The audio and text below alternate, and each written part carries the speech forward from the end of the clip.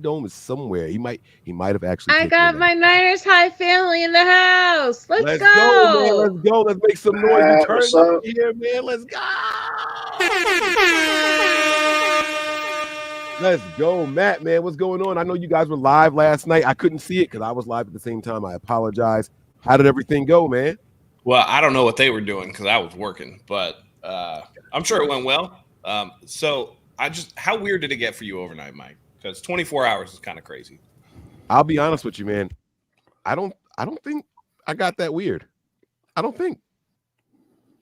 I don't know. We'll have Mike's to shocked that Mike's shocked that like I've been here for what everything but 2 hours, and most of us were here like without like with him the entire time. So it's like I think he's more shocked that any of us even are here, let alone there were multiple of us the entire time. Like you thought, well, you would be on here like playing video games just to keep the 24-hour thing alive. Hey, listen, I was worried about the clock. You know what I'm saying? But the content has been coming nonstop.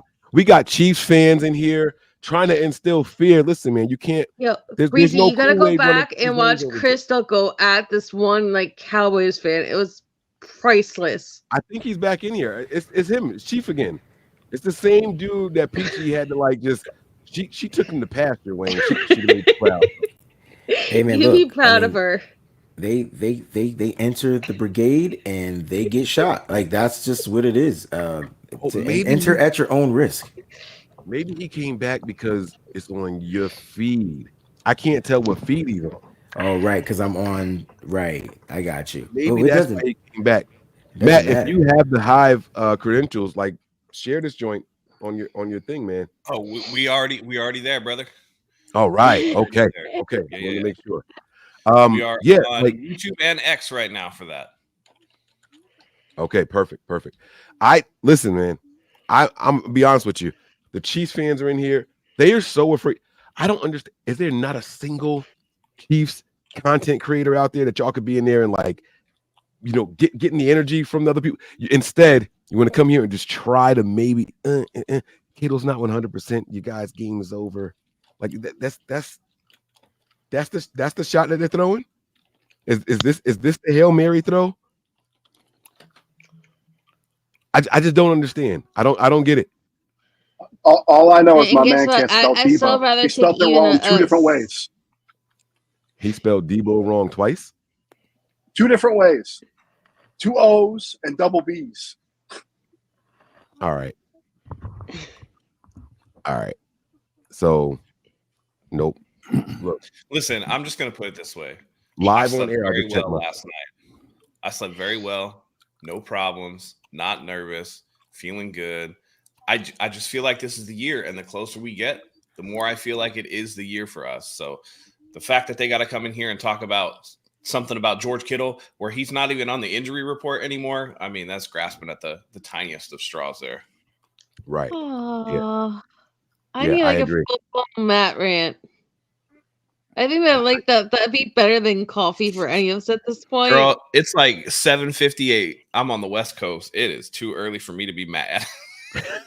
Matt, I've been with Mike since freaking 4 in the afternoon East Coast time, and it's now what 10:58 in the morning. We are almost to hour 21, ladies and gentlemen. We are almost. I repeat, almost to hour 21. All right. They want me to get to the super chats. Cali Boy's been waiting for a moment here, so let me get to the super chats. All right. We're gonna break these things down here. Let me find my ticker to go across the bottom of the screen. Mike, did you show Breezy that one emoji thing? Because like you were trying to get someone to figure it out. Let's see if he can interpret it. I promise y'all, if Wayne knows what this is. I don't. Just ask Christy Marie. Like I can tell you right now. Said that. I'm not gonna know what it is. Like That's supposed to be a left hook to the Chiefs. How we did it pre-emojis. That shit looks like it's old Macintosh, code. I don't know what that is. Like, you guys ever had the old Macintosh with the big ass floppy disk for the video? Like, I can't. Matt, thank you, Matt. I don't know what that is. Wait, the literal floppy disk? No, the real floppy when they were floppy. I don't know. They became hard disks, after that. Pause. But the floppy, I don't know what that is. I can't. I'm not even going to attempt. It Oh, looks yeah. It course is Matt left knows. hook. How? How? Listen, okay, so if you look at the way the emoji is angled, it's like a 3/4 view facing like this, right? You got the face, you got one hand up, and then the other hand is out straight like this, like coming out of left. Think about it in Pac-Man dimension. Think about it like a Pac-Man character. So the Oh, I kind of see close it. parentheses is supposed to be like the shoulder, like the. It's the edge of his face, and the straight line is the arm. So the Matt. quotation mark with the dot is the eyes and the mouth. You got the half the what is it? You know what I'm talking about? The quotation mark or whatever is Yeah. Yeah, I see the The quotations. Q are the hands. And the dash is the arm extended. Oh. All right, All y'all right. got it. This Y'all is, got it. hey, this is like old school when we had like LimeWire and shit like that. This is Yeah. like IRC chat. Yeah, I didn't pay attention to that. I just downloaded the shit like that. That's what I did. I don't understand. And downloaded like 8 viruses on your shit too. My computer was virused out, bro. Like hands down. That super chat got mad airtime in this show because I could not decipher that shit. Y'all got it, bro. Hey, I promise y'all. Matt, that's just draw me a picture and connect it so I can see All right. this. That's the only way, and then I'll start to understand your code. If Matt was wrong, he'd get an A for effort. I ain't gonna hold you. Nah, he broke it down. I still don't get it. I'm just gonna say oh because it sounds dope the way he was saying that. Oh, the Q. I still don't see an arm face. I see the face. Yeah.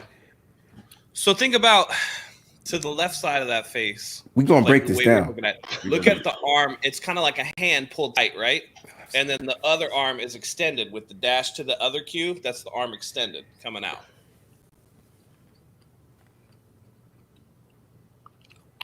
See what I'm saying? Mike's got it. He's essentially doing the same thing. Oh yeah, but he don't get it. But you're right.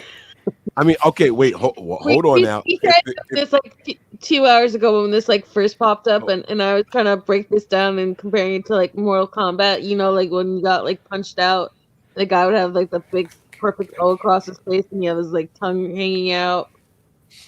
I think I actually got it. Hold on.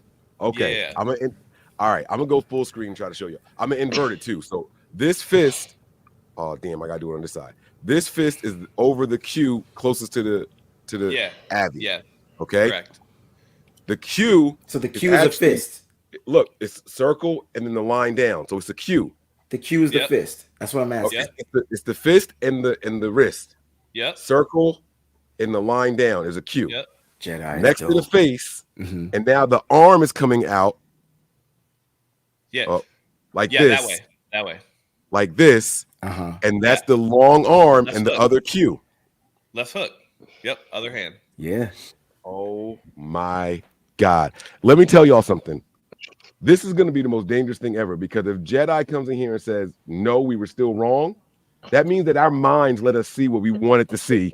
And my brain is way too powerful right now. All right. So I got a question then. Who? Jedi said Southpaw boxing gloves, but I want to address Chuck Lee. I'm not 50 years old, asshole. There it Who is. said I got a Not question? yet. Not I heard yet. a salty voice say, I got a question. Who said that? Oh, that was me. I was gonna say like, what's the 49ers? Who's gonna be the left hook? Oh. So who's the left hook here? He said southpaw, so that's the dominant hand. Mm-hmm. That's the power punch. Mm-hmm. Is it CMC? That's my guy. All right. Everybody got their own thing. I would like to hear from everybody. That's got to be CMC, and then you come with that Kittle uppercut. Is who is Debo the haymaker? I'm just curious. Hey, like Debo's that overhand, that over the top shot. the strong. I'm with you, bro. We going back Street Fighter. 6 buttons. Hey, 6.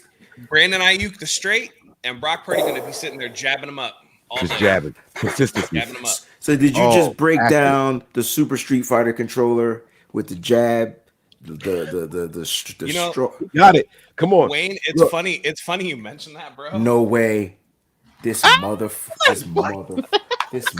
trucker, bro. Yeah, I love it. yeah, man. I love it. I go This to is- Evo every year and play Street Fighter competitively. Wow. I just used to do it every morning at the corner store before school started, Oh, and, we used won to a go couple of tournaments. 7-Eleven, go to the Yes, arcade cab yes, with a yes, handful of quarters. Yep. yes, yes, I And yes. then we may promise or may y'all. not have stolen candy, but that's Yeah. whatever. It was like 8. This super chat exceeded everybody's expectations. I promise you. I Oh, Jetta. promise you, this was not how. This is not how the thing was planned out, bro. I just need to That see it connected. I need a picture. Mike demonstration was good for those that got it. I still don't got it. Get it. I will get it. I'm slow with it though, but I'll get it. Niner Cali boy, what's good, bro? let me. Wayne be yelling at me about this on the other shows. I'll be forgetting that I can downsize them. I was doing pretty good tonight, though, Wayne. I was with the bigger ones, Pauls. I was making them small. Mike, Pauls. will you stop trying to tell people I be yelling at you? Come on, man. I'm not mean.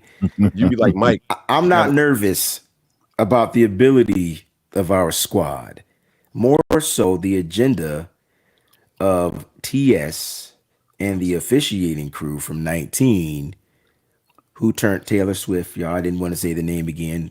From 19 who turned a blind eye to Nick Bosa being held. This is Niner Cali Boy's contribution. He wants us to talk about it. I want to ask a question.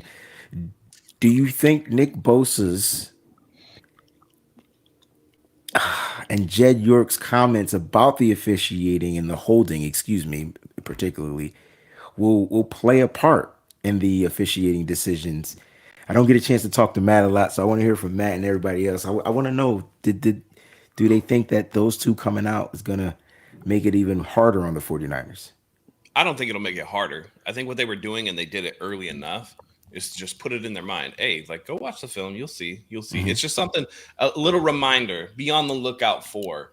And after they said it in their little interviews, it's not like they kept harping on it. It's Good something point. that they said, and then they moved on.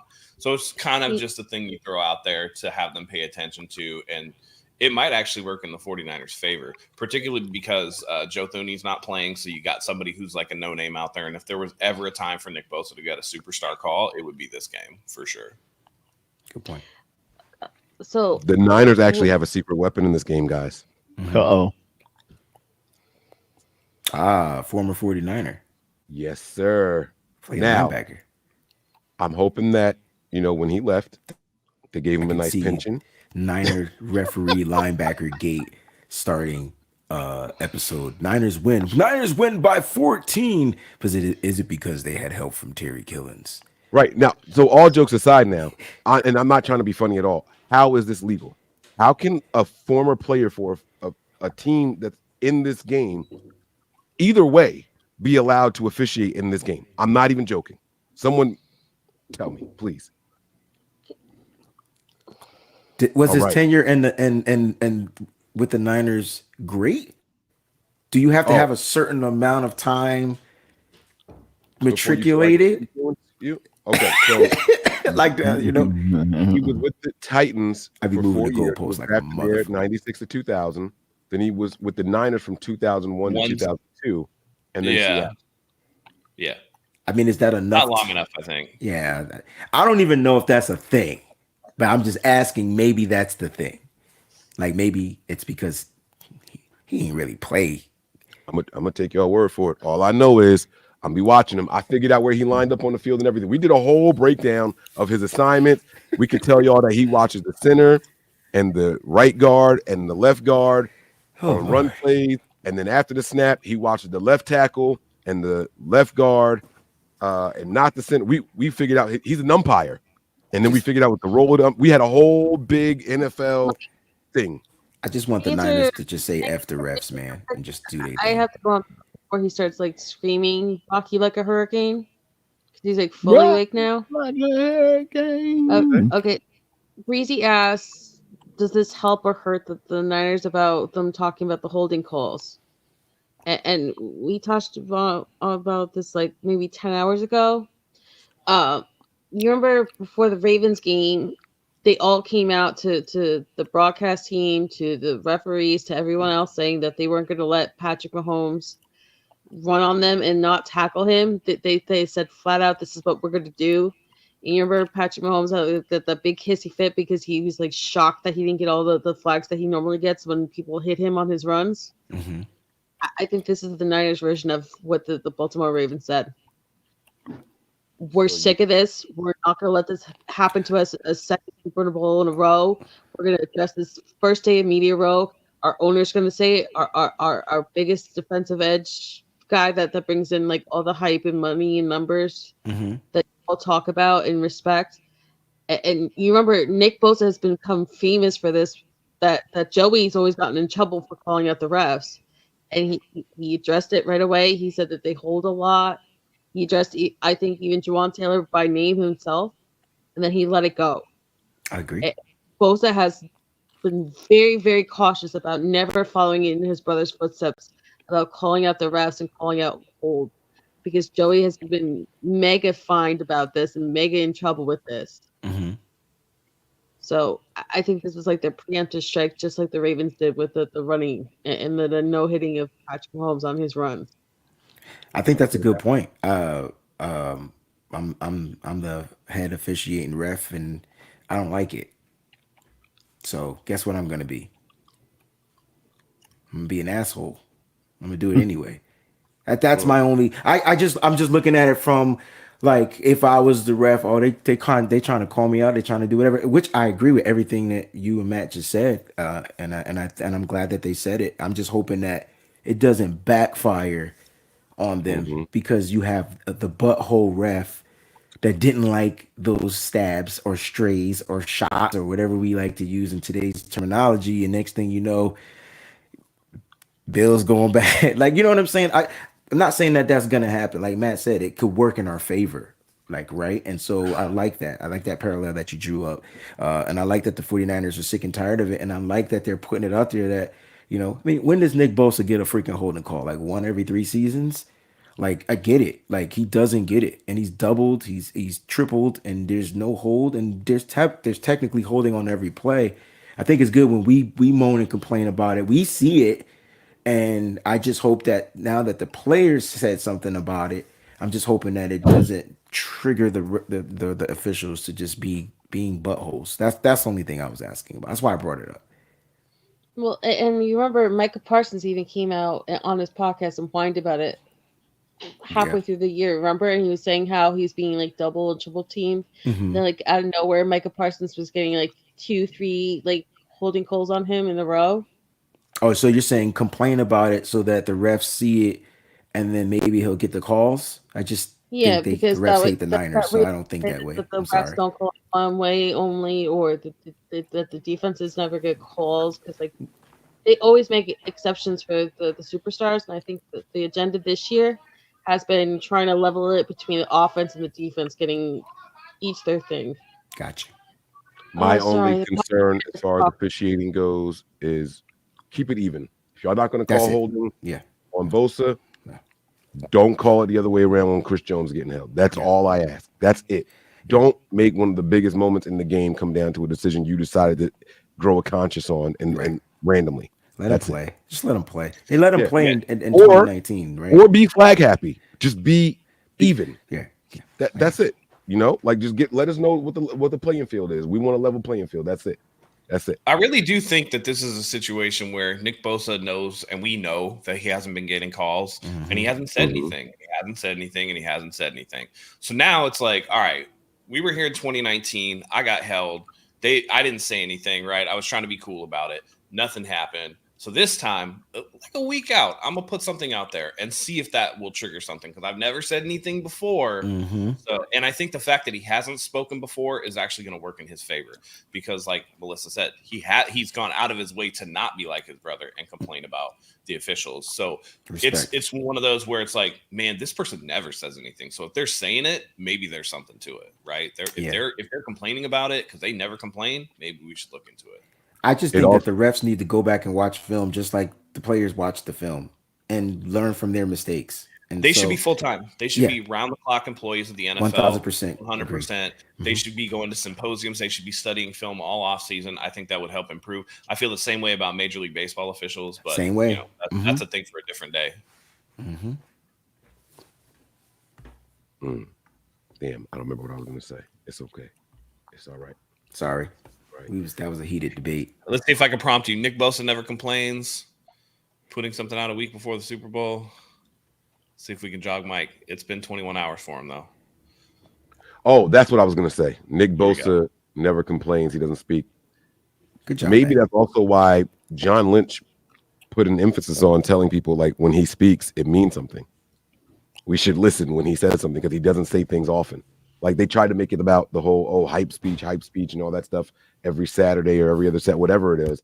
But they went out of their way to make sure those clips got around. Like Nick Bosa doesn't say things often, but when he does, it's biblical.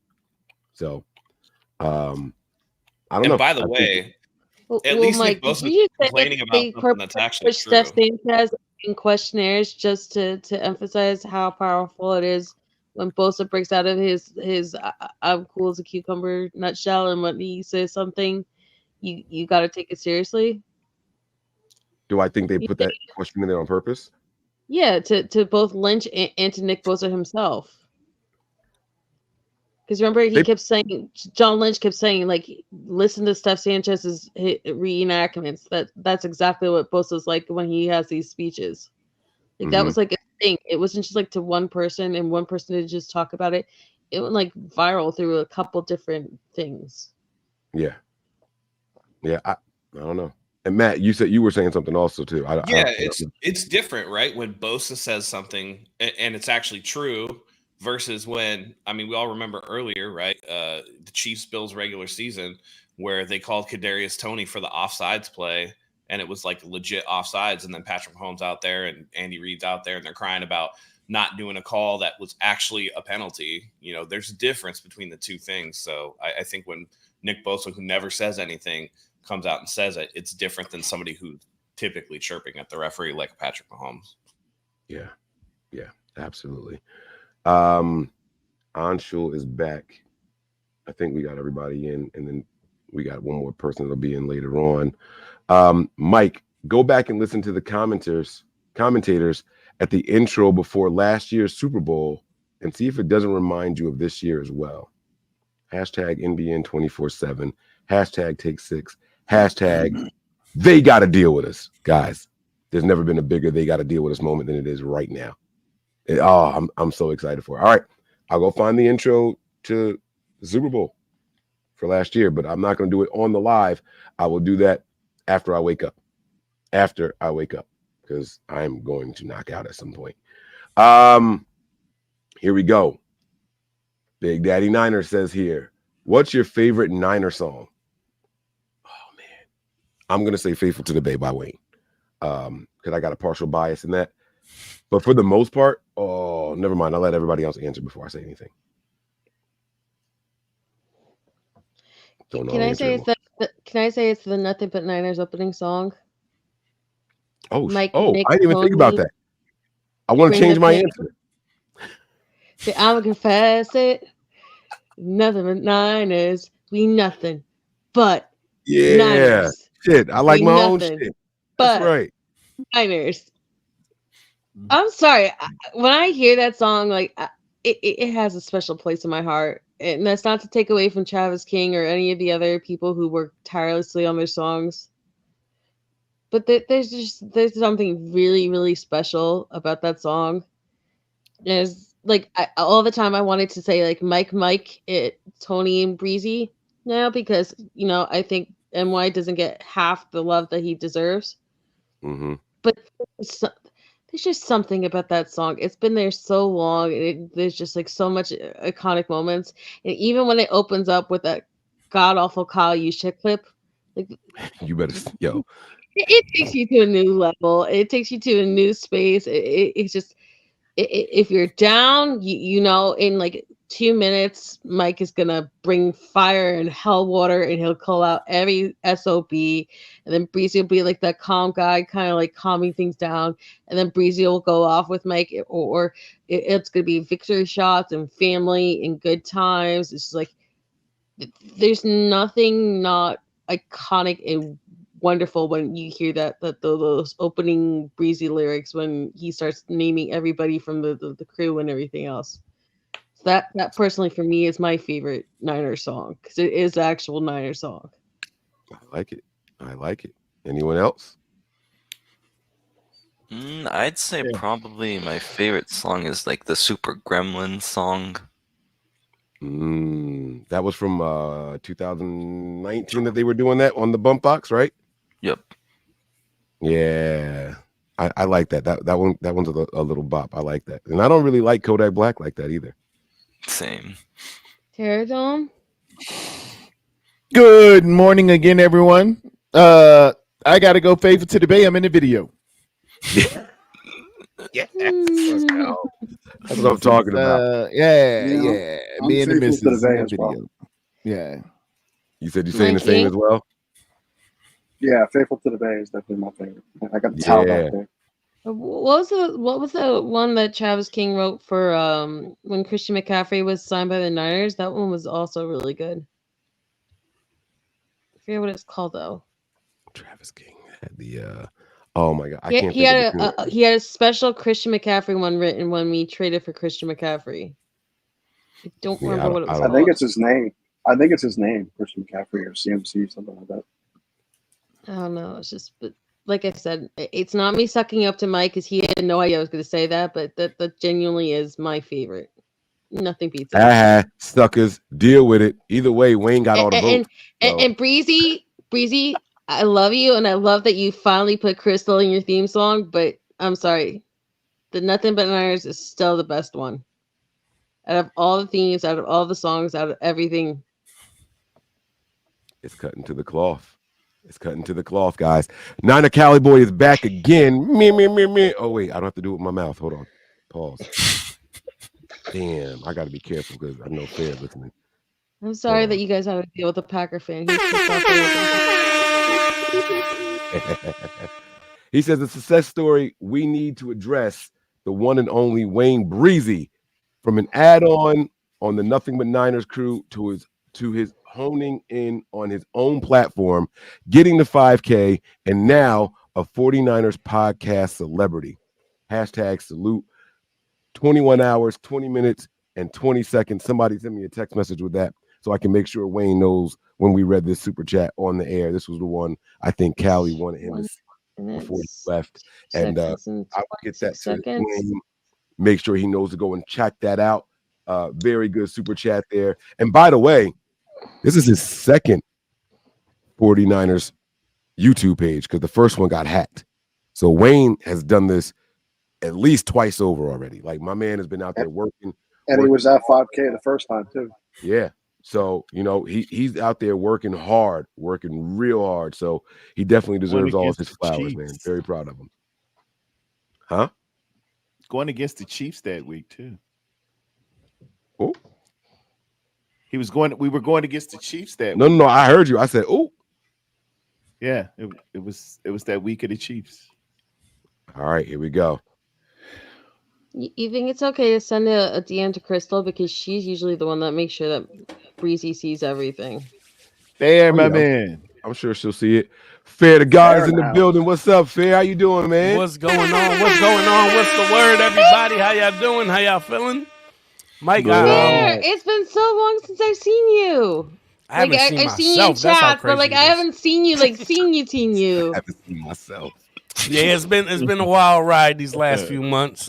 Mike, actually, I got sick too. I don't know when you got sick, but I'm just now getting over it. You can hear the nasally, I think the glasses. And I'm still battling it. Okay, I do you know how special this is? We had Niners all day with Trey get out of the bed.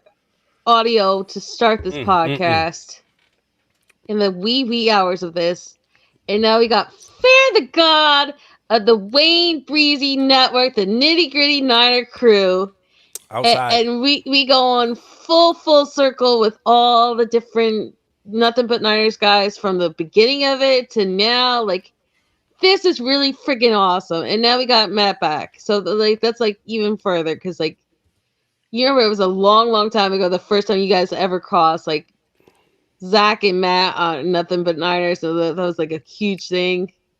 Yeah. This is so cool. We are in here, y'all. We are holding it down. This 24-hour stream is going long, hard. everything plausible. I don't know what else to say, man. But we listen. Hey, yo, Mike, I gave you that last one when I was off the air, yo.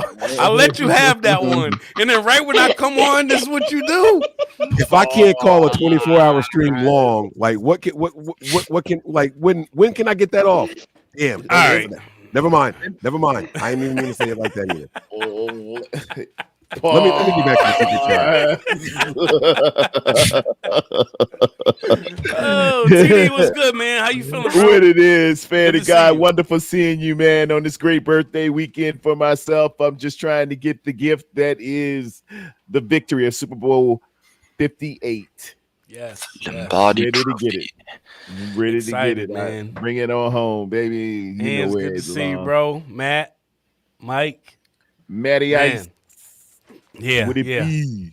How we Untrue. feeling though, man? I woke up like feeling really, really, really enthused. You know, usually you're feeling a little nervous on game day, especially a game this big. I mean, obviously we're not playing in it, but you know, as fans, we still get that angst from it. And man, I feel confident. Like I feel like these boys is also oozing confidence, and this about to.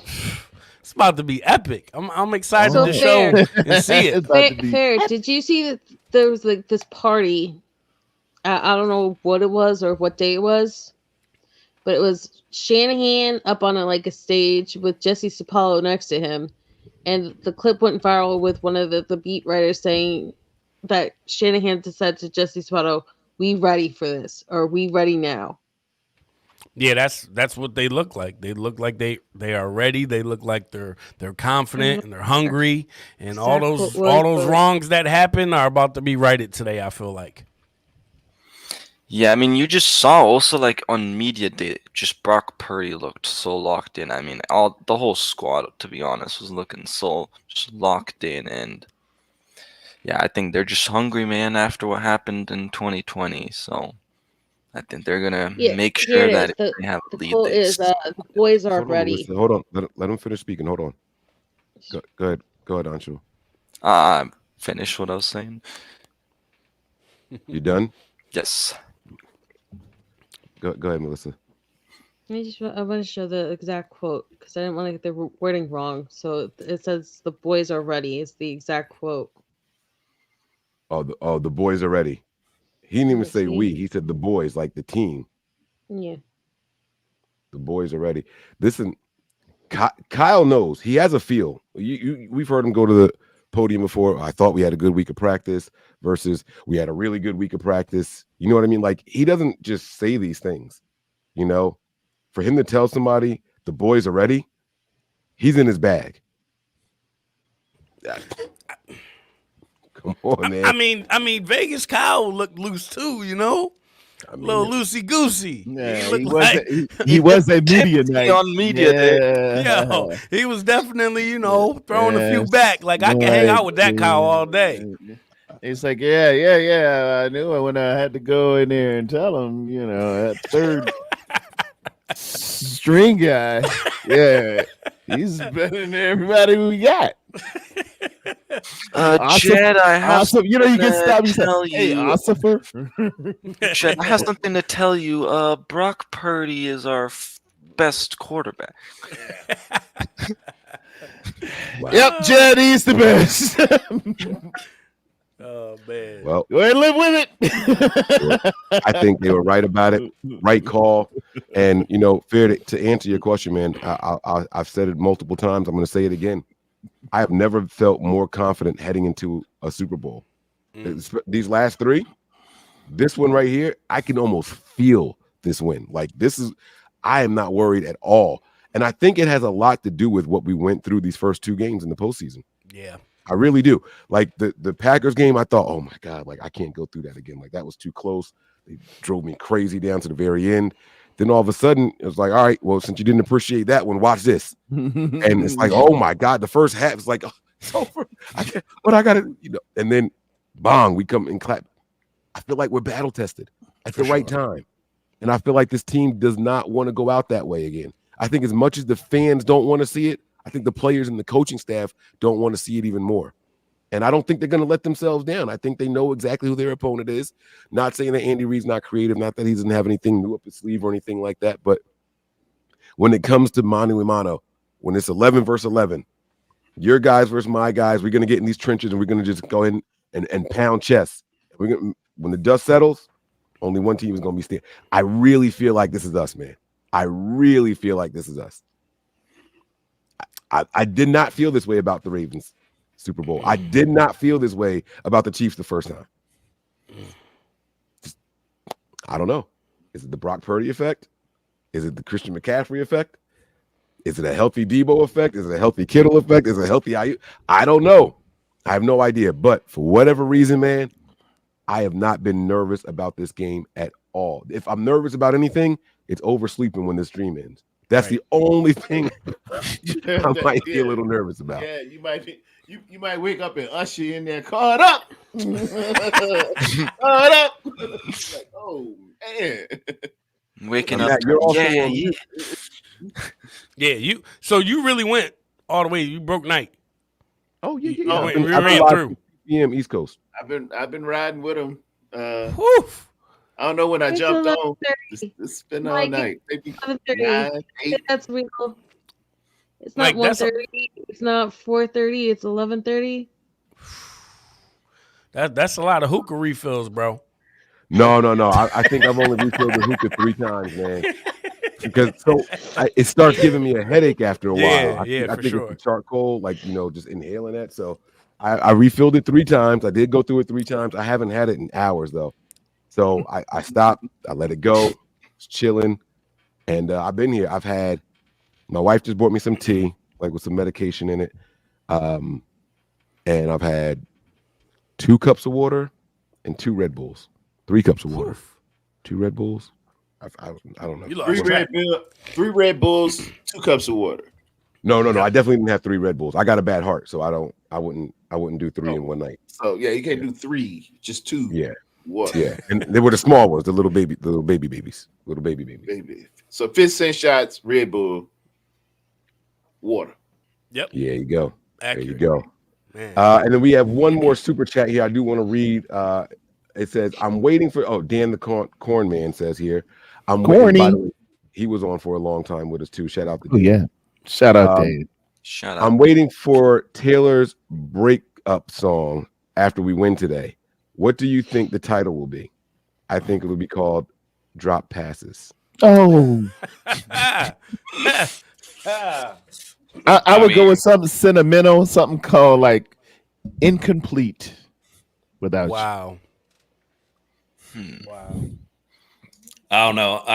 Me and my wife have theories on this, but I think actually that this is gonna be.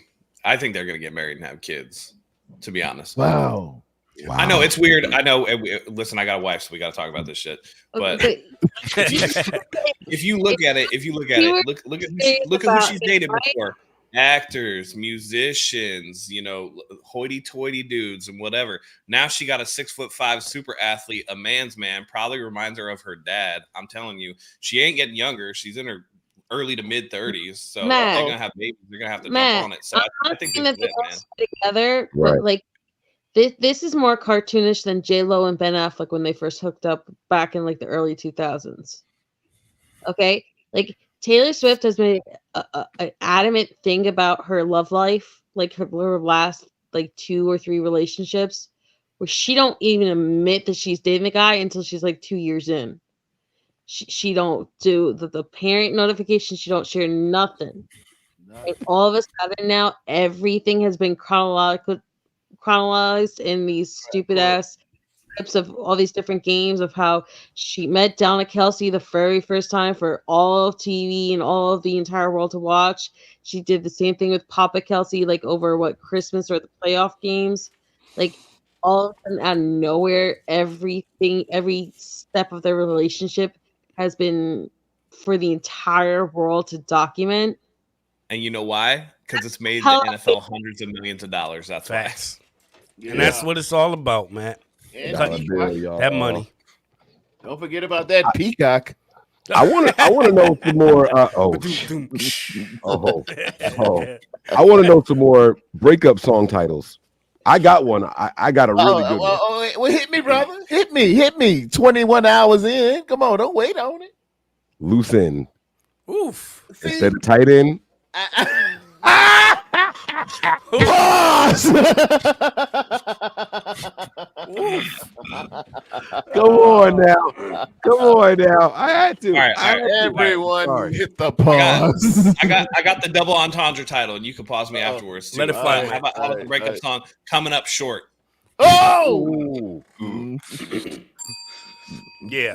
We just need a sound effect that's like That- the loud guy, just the deep voice that says pause. That button man. would get Does she have like does she have like a song called "Sorry Not Sorry"? Because I feel like when she has like She those should. really obnoxious breakup songs, just she always has like those like little tongue twisters, like "We are never getting back together," like those really That's her just song. like yeah. Yeah. She's like those really like high pitched, auto tuned, obnoxious breakup songs when it's like with a really big celebrity. I didn't know that. I didn't know that was hers. I'm proud of myself. I know 2 Taylor Swift songs. There you go. Mike, you have 2 daughters and you don't know a bunch of Taylor Swift songs. I'm impressed. I know Shake It Off. We be jamming to that. But I only know that because of what was the name of the cartoon that was in? Sing. Oh yeah. It was also in a lip sync battle where The Rock did the mouthing to that song that went like uber viral against Jimmy Fallon. Oh, yeah. See, I will don't know. say I'm seeing the first bad news for the 49ers today, and that's that Kadarius Toney will be a healthy scratch. Wow, Yeah. Kadarius Toney would have been the MVP. Gosh damn. Mhm. Right. Yeah, I saw that and was a little upset. Yeah. Can't have it all.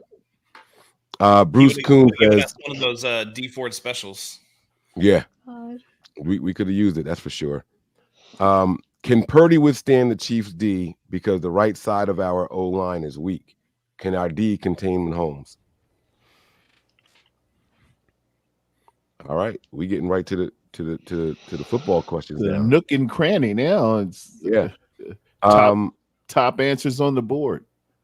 How do you guys feel about this Chiefs defense? Like, are y'all really worried about it? You think they're a little overrated? Like, what do y'all I'm think? sorry, but Chris Jones, I don't even know anybody else's name on that defensive line except for Karloff. I don't know I don't know anybody else. So you know I'm what, gonna say I Mike? ain't worried. Aside from really Chris Jones. I think you can't sleep on them, but at the same time, I think Charles Menahue's injury is gonna hit them hard. And I know they've had like 2.5 weeks to try to like figure out a way around that, but like Menahu came in with like a fire that they needed, like the when Frank Clark first became a chief, where they had that hot fire, I would not. Go ahead. linchpin that brought like juice and anger and determination and like I need something to get done. Like I need to get like this sack fumble and change the way that this defense is like kind of like firing on all pistons. And I think Chris Jones plays better when he has somebody else that's like really fired up and amped up and kind of brings that other energy with him. And so I also think our those DBs have no shot against these offensive weapons for over 60 minutes of gameplay. So I think the Niners have the advantage against the Chiefs defense if they take advantage. But my question is our defense going to stay disciplined enough to take advantage of all the weaknesses of the Chiefs offense? Because that's what they got to do. They got to play 60 minutes of don't give them any fucking breaks football. I think. Well, go ahead, Matt. I'm sorry, Matt. You were talking. No, it's cool. I think that I think people are sleeping on George Karlaftis, who had 10.5 sacks this year. I think that he can be a dangerous guy. You got to pay attention to where he's lining up. If he's lining up over Colt McKivitt's bum ass, then they need to move away from him and play to the opposite. And I think they're probably going to move him over there because why would you neutralize your best pass rusher on Trent Williams? At the same time, I'm not going to sleep on Trent McDuffie, who has been pretty good against number ones this year. But the 49ers have enough weapons where they don't have to force feed. It's not a Minnesota situation where God, we got to get Justin Jefferson the ball, right? If your number one's not getting the ball, guess what? You got your number two. You got, if it's whoever the number one is, let's just say for sake of argument, it's BA. You still got Debo, you still got Kittle, you still got Christian McCaffrey coming out of the backfield, right? You still have third and Juwan on those, uptight, up close plays. There's enough there that the 49ers can kind of move away from the Chiefs' strengths on defense as long as they can protect Purdy. And that's going to all go to paying attention to Chris Jones up the middle and not letting him blow up our center and our guards. And then where's George Karlaftis? Where's he lined up? I think that's the key.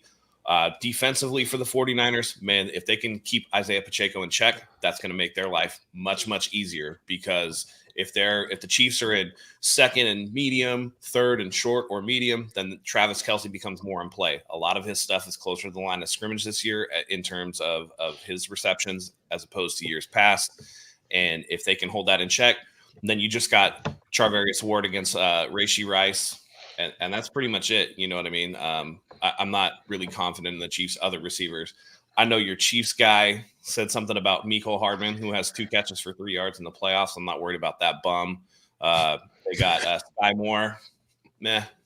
So if they can keep Isaiah Pacheco, who I think is the key to the Chiefs' offense at this point, I think that they can force enough mistakes out of Patrick Mahomes and those receivers to get it done.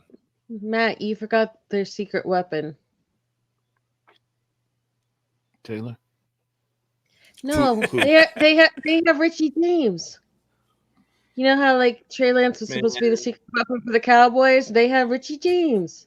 I think I have more NFL return yards on kicks than Richie James. Motherfucker's a bum, dude. You might have more NFL yards, Matt, than any of the kick returners on the 49ers in this team, because even Ray McCloud is Richie James 2.0. I don't understand why they can't get a good return person. They haven't had one since Ted Ginn. Yeah. Ridiculous. It's a crime. Honestly, even Debo on kick returns, I'm like, that's kind of trash, actually. I don't like seeing him back there at all, honestly. But he'll take it out of the end zone and then get to the 17. I'm like, all right, that's cool. Take a knee, and we get 8 more yards, and you're not hurt. Yeah, and no time off the clock, but whatever. Yeah, no, I agree with Matt, man. I agree with Matt. I think you hit the nail right on the head. I think a lot of people are focusing on what the Chiefs have been doing against somebody like Baltimore, where they only have really one weapon, 1.5 weapons. But what do you do when they start getting down and you have to guard Kittle for that long, you have to guard Debo for that long, you have to guard BA for that long, or you got CMC leaking out of the backfield? Like, what do you do when there's 4 weapons you have to defend against instead of 1 or 2? And a quarterback you can just throw the ball accurately. And a quarterback who can scoot. And he'll take off too. Don't sleep on Sweet Feet Brock now. Don't sleep on Sweet Feet. Yeah, he'll get out the pocket and make it happen. Hey, you know what? So Mike, I'm really proud of you because wait. Let him finish. Hold on. Yeah, so it's dope to somebody else, Matt, definitely picked up on that and sees that, and not for nothing, Baltimore had opportunities to put more points on the board. They had to fumble through the end zone. They had to pick in the end zone. It ain't like the Chiefs were just dominating them and they couldn't move down the field. They just didn't take advantage and capitalize on their opportunities. I feel like those are things that we are going to do. And really, what is that? They're up 24 if they take advantage of those 2 opportunities. They end up scoring 24 and they end up beating the Chiefs. So it's not like the Chiefs are just dominating people. Don't get me wrong. They make the play at that very last second. I'm not a big fan of the fumble out of the end zone situation.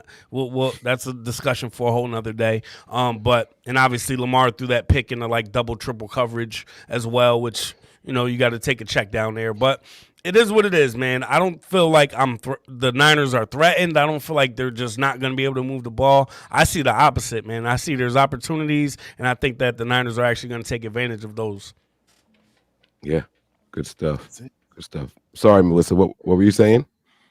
I didn't mean to cut off Fair, but I just wanted to get his opinion on this and I'm also shocked that it really hasn't come up in almost 22 hours of being live. But you know who might be a deciding factor in this game, and we don't really talk about him, and he's your guy, Mike? Aaron Banks. I feel like this could be a really big Aaron Banks game. Mhm. Like people don't give him credit, but there was like this one game. I think he went like almost 20 miles per hour or something crazy down the field this year. It went like viral for a while, like how fast he went first level, second level, like down in the DB level, and he was like Right. pushing wide open lanes, and it was just. I think that could be a huge thing that decides stuff in this game. Oh Yeah, yeah. Aaron Banks is a huge thing too. I wouldn't want to see him coming down 20 miles per hour anywhere at all Mm-mm. with no brakes. Like that's Yeah. not a guy you want to stand in front of when he's moving like that. How do you stop a bulldozer with no brakes rolling downhill? Exactly. I think John Feliciano is gonna be Mm.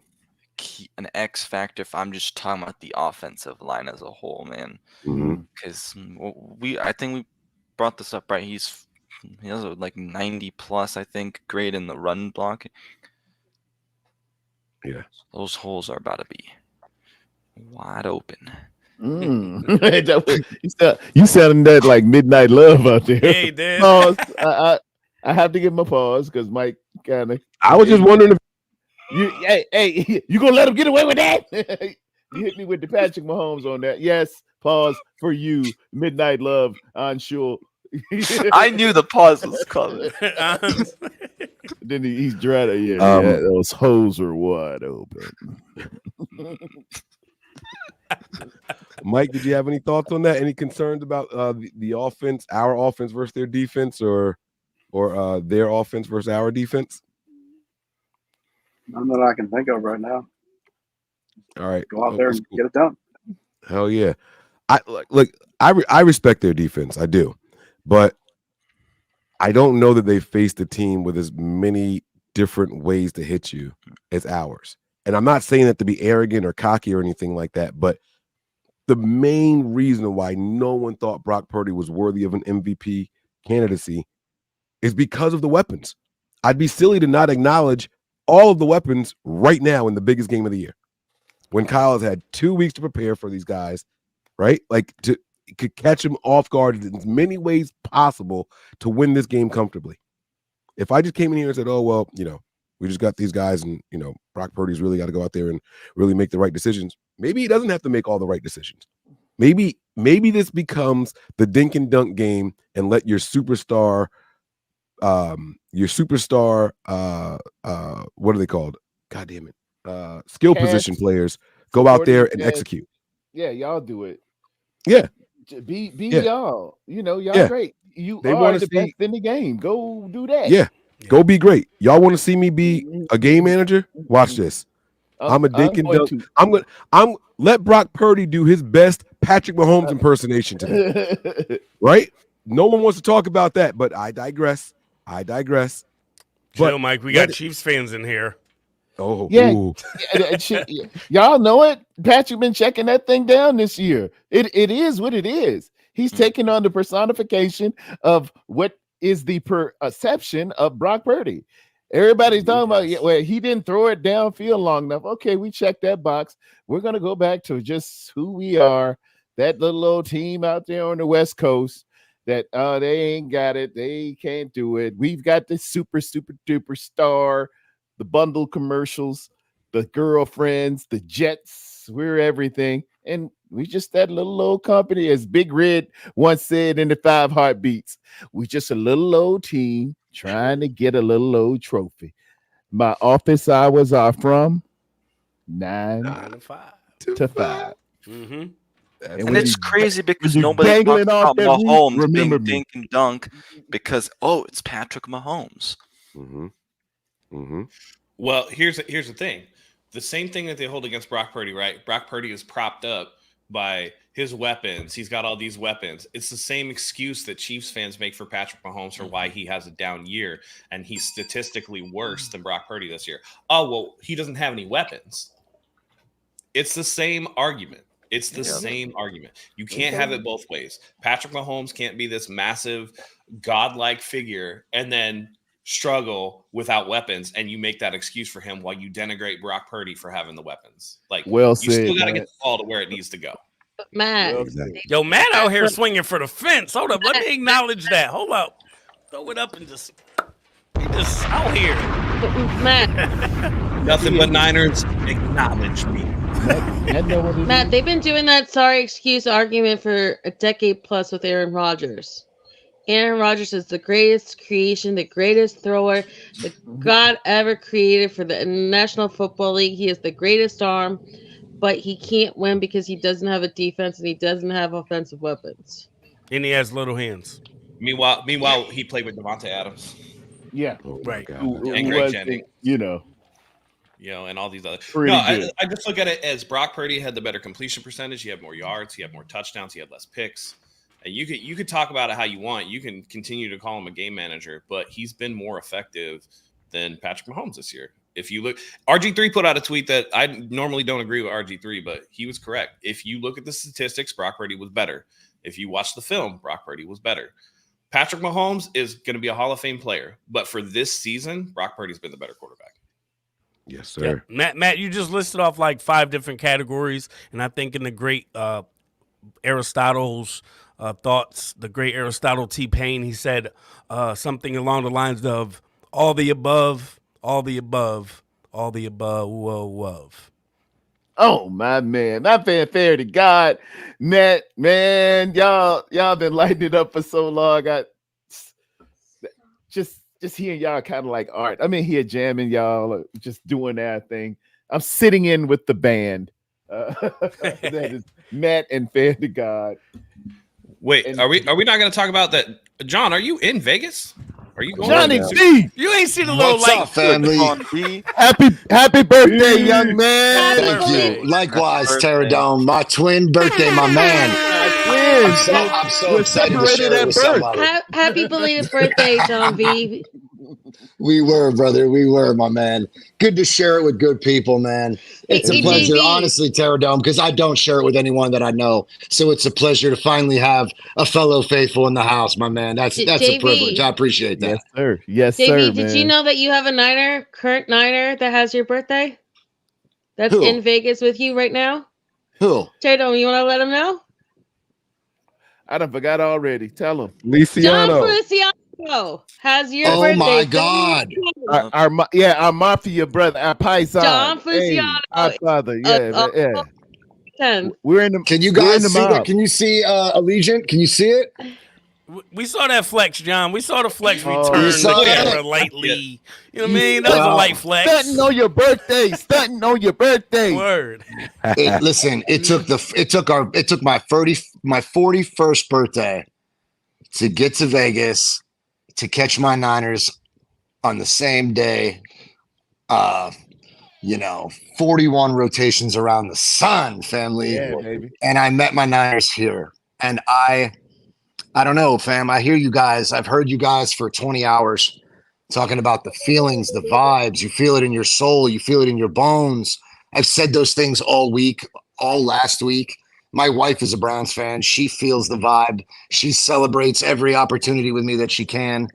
I'm telling you, like, it's a good feeling. I mean, Yes, sir. we've talked X's and O's till the cows came home, right? I mean, ad nauseum, we've discussed it.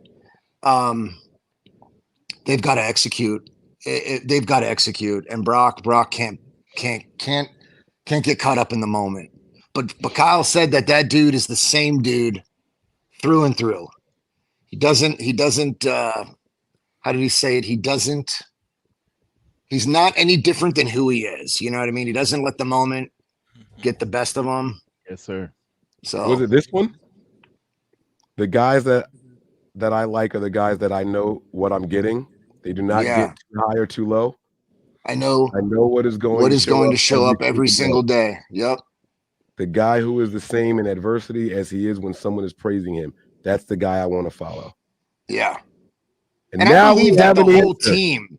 I believe that the whole team has been humbled by Brock. I feel like Brock has brought them a different vibe. You know what I mean? He's a God-fearing man, you know? Yes, sir.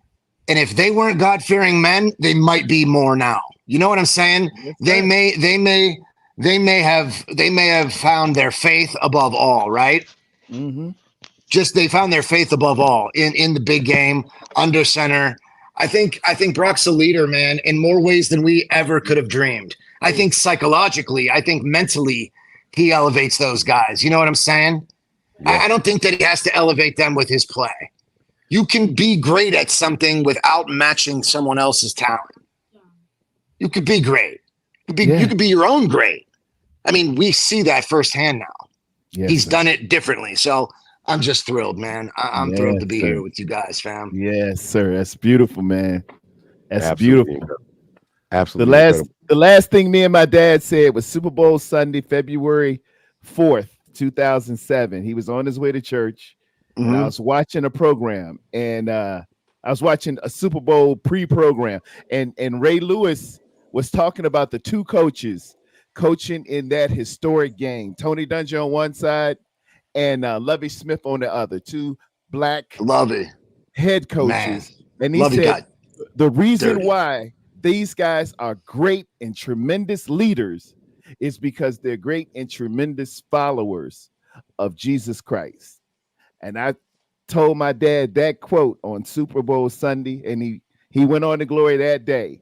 But that always resonates to me. You can't be a great leader until you're a great follower of Jesus Christ above all. It's going to settle you when you need, and it's going to give you fire when you need. It's going to calm you down and quench your thirst like water. But when it needs to boil and bubble, we'll come after you with all the trouble. That is how it is done. Hey, That's John, why real he's the quick. preacher. John, Yeah. real quick. Did you get any nice new fan gear for your birthday? Yeah, I did. Didn't all get here in time, but some of it did. My Debo jersey did. I got the opening night Nike fleece, the gray one that they wore. The hat with the logo. And I'm gonna meet up with Wayne now. I'm gonna go meet up with Wayne and do the damn thing. Yeah, man. There you go. That's Yeah, what I'm man. talking about, John man. B. Do it. Take it in. Take it in. How I long will, are man. how long are the pregame celebrations for the Super Bowl versus a regular 49ers game? Like you got to give me the vibe. Like what is it? What's the move? Yeah. Me? I mean, Mike, we're everywhere here. Mhm. We are everywhere. I mean, everywhere. When I say there's maybe 2 Kansas City fans for every 50 Niners. They're everywhere. I mean, they are literally everywhere. My flight was full of Niners. My hotel is full of Niners. I mean, we're on the West Coast. It's Niner Kingdom out here, man. I mean, we are showing up everywhere. There's nowhere you're not finding a Niners jersey. And at that, a Brock Purdy jersey. Brock is everywhere, on every back, boys, girls, and everything in between, my friends. Everybody is John, wearing Purdy. Good man. Good man. Dogs, there's dogs wearing Purdy. There are dogs wearing Purdy jerseys. There go my dog Yeah. wearing his Purdy Yeah. jersey. Represent. Yes, John sir. B, one last question for you. Yes, Did ma'am. you break the curse of your last Super Bowl and actually pack non-Niner gear this time? No, because I Oh. felt it. No. Okay. I thought about it. And then I started to like psych myself out. I thought like if I give into that, I'm instilling doubt. I'm doing something to my soul. So There I'm you like, go. you know what? I'm packing I Niner respect gear that. and Niner gear only. Yeah. I'm trying to tell y'all this one There feels you different. go. I'm There you trying go. to tell y'all this one feels different than the last two. Feeling I a lot better. swear to y'all, I've been trying to figure out a way to verbalize it, and I just can't. I can't. Do you This get one emotional when you think feels- about this team, Mike? I'm sorry. Do you get emotional? Could you cry talking about your 49ers this year? Could they bring tears to your eyes and their hair stand up? I get goosebumps for sure. I'm not a crier though. I'm not a crier, but I get goosebumps, and I start John- laughing at other people crying. Well, I'm not either, but I do. I've been getting emotional. I don't know what the fuck's going on. Right. 18 hours ago saying that when everyone starts good. crying in emotion and really soaking up the vibe, don't take it offensively because his natural reaction to crying and Laugh. uber emotional It's all right. others. I know people Laugh. that do that at funerals. Yeah. So Mike has been like constantly reminding you throughout this whole 24 hours thing, like, because some people are in, some people are out, some people haven't heard it or not. Mhm. Like Right. he really means no malice, but like that's a natural body reaction when he sees people get emotional and crying to laugh and to create humor. So That's good. That's good. We don't all need to be sobbing. John, it's funny you said what you said. I have an aunt, so she like hysterically laughs at funerals. Yes. It's to the point where people actually think she's crying. So when she's like excusing herself and covering her face, what they hear is she's just chuckling. Crying. She's laughing. She I don't know what it is. Now I'm not like that. But I'm not a crier. I'm not a crier. Now every once in a while my eyes will water, but then I get back to my giggles. But man, oh man, she is different. She's wired different, man. I've never seen anything like that before. Like that's it. That's crazy. I can't imagine. I would freak out. I'd feel so bad if I started doing it. Her cheekbones are more defined than mine. Like all it takes is a half a smile. You can my cheekbones make my eyes close, right? Yeah. Her face is so much thinner than mine with the same defined cheekbones. That's you great. can tell she's laughing. It's terrible. But what I was asking was, I've been to home games, I've been to away games, right? And the tailgate parties usually start 2 to 3 hours before kickoff. We're out in the parking lot and we're chilling. Like, how do you guys do it at the Super Bowl? Like, do you say we normally do 3 hours? We're gonna do 6 this time. Like how? What's they're starting now? They started an hour ago. They're everywhere.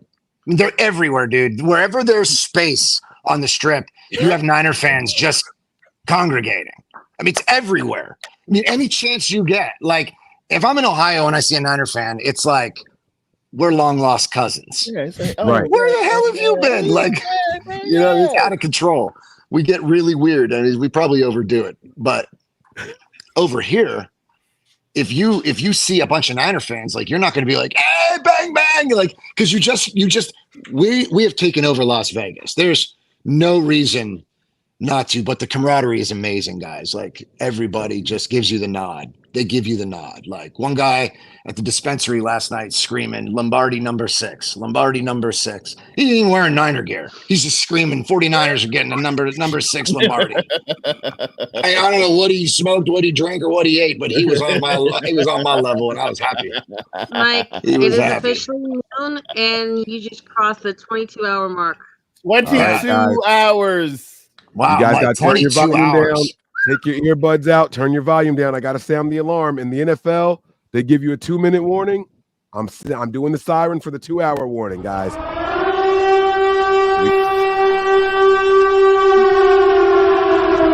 Hours left. Dog, this is legendary. Dude, this siren be reminding What's up, me man? like the voice from Hide the dogs. That's sweet. That's Yo, Mike, this is legendary, bro. This is legendary. I let it sound. This is pretty crazy. On this broadcast, that's the warning for third down when the opposing team has the ball, and I just love it. I soak it in. I ain't taking an earbud out. I love that sound. Third down, third and long, man. It's not that I don't love the sound, Terradome. It's just like he nearly broke my eardrums the first time. I had no warning when he did that. And I heard the cops in the background, Mike. I think that may be the only thing that stops you from getting the 24 hours.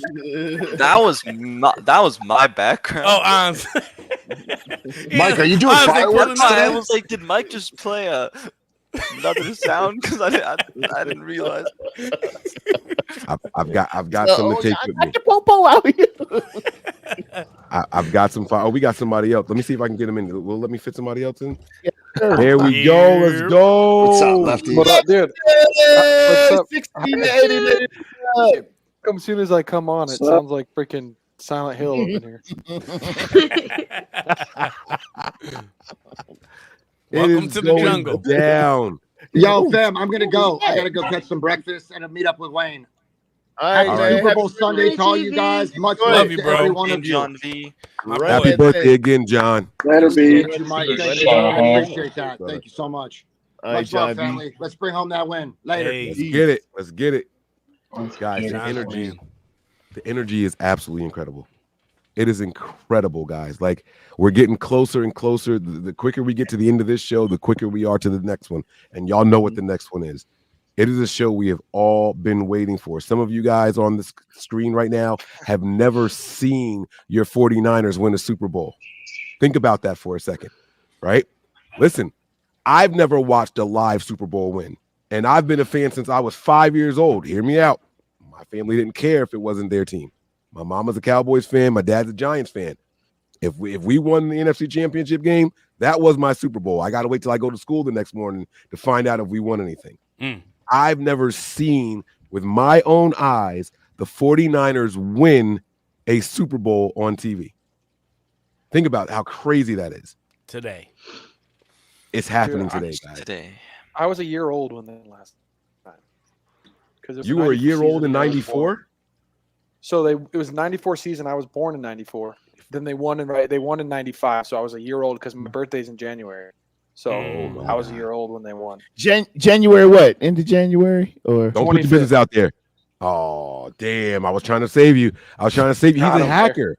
He's a hacker. Now he's got your facial ID. You can get in your phone. He's got your birthday. Oh, shit. Listen, in about 20 minutes, he's randomly going to be like, hey, you ever have any pets? What was your first pet's name? Everybody, just tell me. It's all the security I questions. didn't remember that. So No, I can't answer it. What is the common 49ers jersey you wear? I'm going to be using it. You don't have to say the date because I know Mike has messed that up. Just at the end of January. I'm trying to see if you're in Aquarius as well. Usually he did say it. He said the and you are? Okay. He's usually really, really smart, where he only usually tags himself by his actual tag. He doesn't give out his full first name, his full last name on all the different podcasts. Like, listen, Lefty is very clever about that, leaving his given name out. I appreciate that. I don't know if I'm that smart. I just do it because that's what the guys do. It's Put my easier. tag on there. I mean, I used to hide my name for a while, but then it's just I've been on here quite a while, been talking with you guys for quite a while, so I'm just like, I don't really care. Yeah. That. On our No, show, like, Brandon that's the government right there. That's the government name right there. That's it. That's it. And the year I was born. What am I hiding? What am I hiding? Wait, I want to You know know, what I'm saying? Mike. So, how did you become a Niners fan then if your household was Cowboys and Giants? I became a Niner fan out of pity. So, like I said, I was like 5 or 6 years old, and there was a playoff game there. And I remember everybody in the house was going, like I said, my mom is a Cowboys fan, Pops is a Giants fan. I don't know what team the Niners was playing, but I know it was blue versus red, and everybody in the house was going for the blue team. And I was like, y'all are being mean. Somebody should like the team in red. And my mom, being my mom, is like, well, if you feel so bad, you like them. Done. Fine. But why would they let you watch the game? No, I grew up in like a church, like bedtime, like Super Bowls. It's late, it's past you got to go to bed. Like that's it. You know, bedtime was 8 o'clock, 8:30, something. I don't know. You hang out for a little bit, but I have no idea what's happening. You know what I mean? So that wasn't it. Well, because it if you were you would have been 7 when they won in '89. Well, no. So in '94, I would have been 11 years old. Mm-hmm. Well, 95 by then. Yeah, I would have been 11 years old. So just wasn't watching it like that, man. You know, and it was like, and my parents aren't diehard like us. Like we watch every game. We got to see every minute. We're watching pressers and we're taking it all in. You know what I mean? Like my mom, like, oh, Cowboys are on. Cool. Let's watch. You know what I mean? So that was it. My dad is more, he's a season ticket holder now, you know, so it's the passion is there now, but it wasn't like that when I was young. So now I get into it later and it's all I think about. It's all I do now. So you actually said passion and Giants in the same sentence with a straight face. Oh, okay. Hey, I they beat Brady twice. But Mike's dad, no joke, and he shared like stories about this. Went to the season opener in the goddamn pouring rain at MetLife Stadium and sat through 40-0. If you don't call that passion, I don't know what the hell that you call anything. Because that was he's consistent. The first snap to the last. That shit was crazy. I felt so bad for him. And they that's sent me what it's pictures like. with First ponchos game on, smiling. That's crazy. That was the worst game of that week. 40-0. I'm not going to hate on the Giants right now because Purdy's about to have his Eli moment. Hey, let's Wait, go. now hold on. In order to have an Eli moment, you got to be the underdog and not skilled.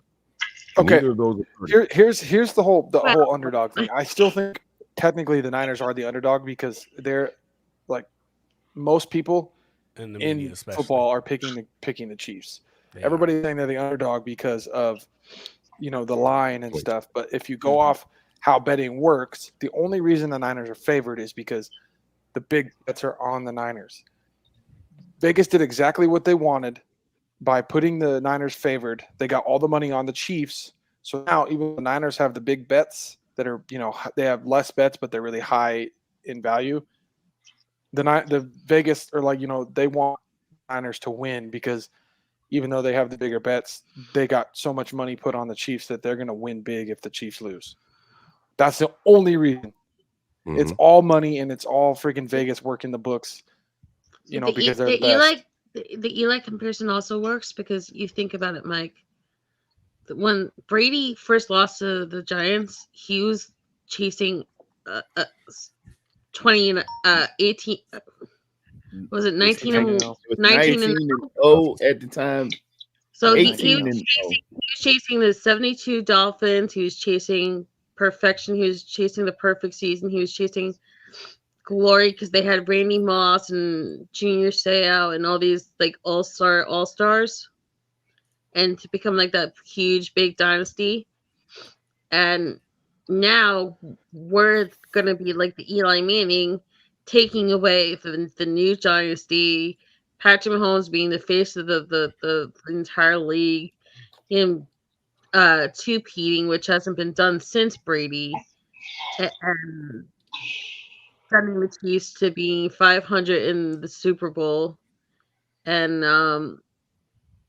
for Andy Reid to go 2-3 in the Super Bowl. So it's like a huge momentum swing that it be what Mr. Irrelevant picks 262 and Mr. 199 are the only two quarterbacks to have beaten Patrick Mahomes in a Super Bowl. Kind of like how it was only the NFC East to ever beat Brady in a Super Bowl, whether it was the Giants twice or the Eagles the one time. So just because like you might not be mathematically the supposed underdog doesn't mean that you are the actual underdog. Heard you. I hear you. All right. I hear you. We're definitely the underdog. That's why like Chiefs fans are trying to find ways to make themselves the underdog because they literally been bending backwards trying to be like, we're the underdog, bro.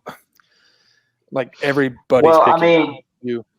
The media kind of seems like it has pushed us back against this wall. Like especially with like the field conditions or everything. I think it's trying to make us look like we're the weak ones and the Chiefs are the strong ones.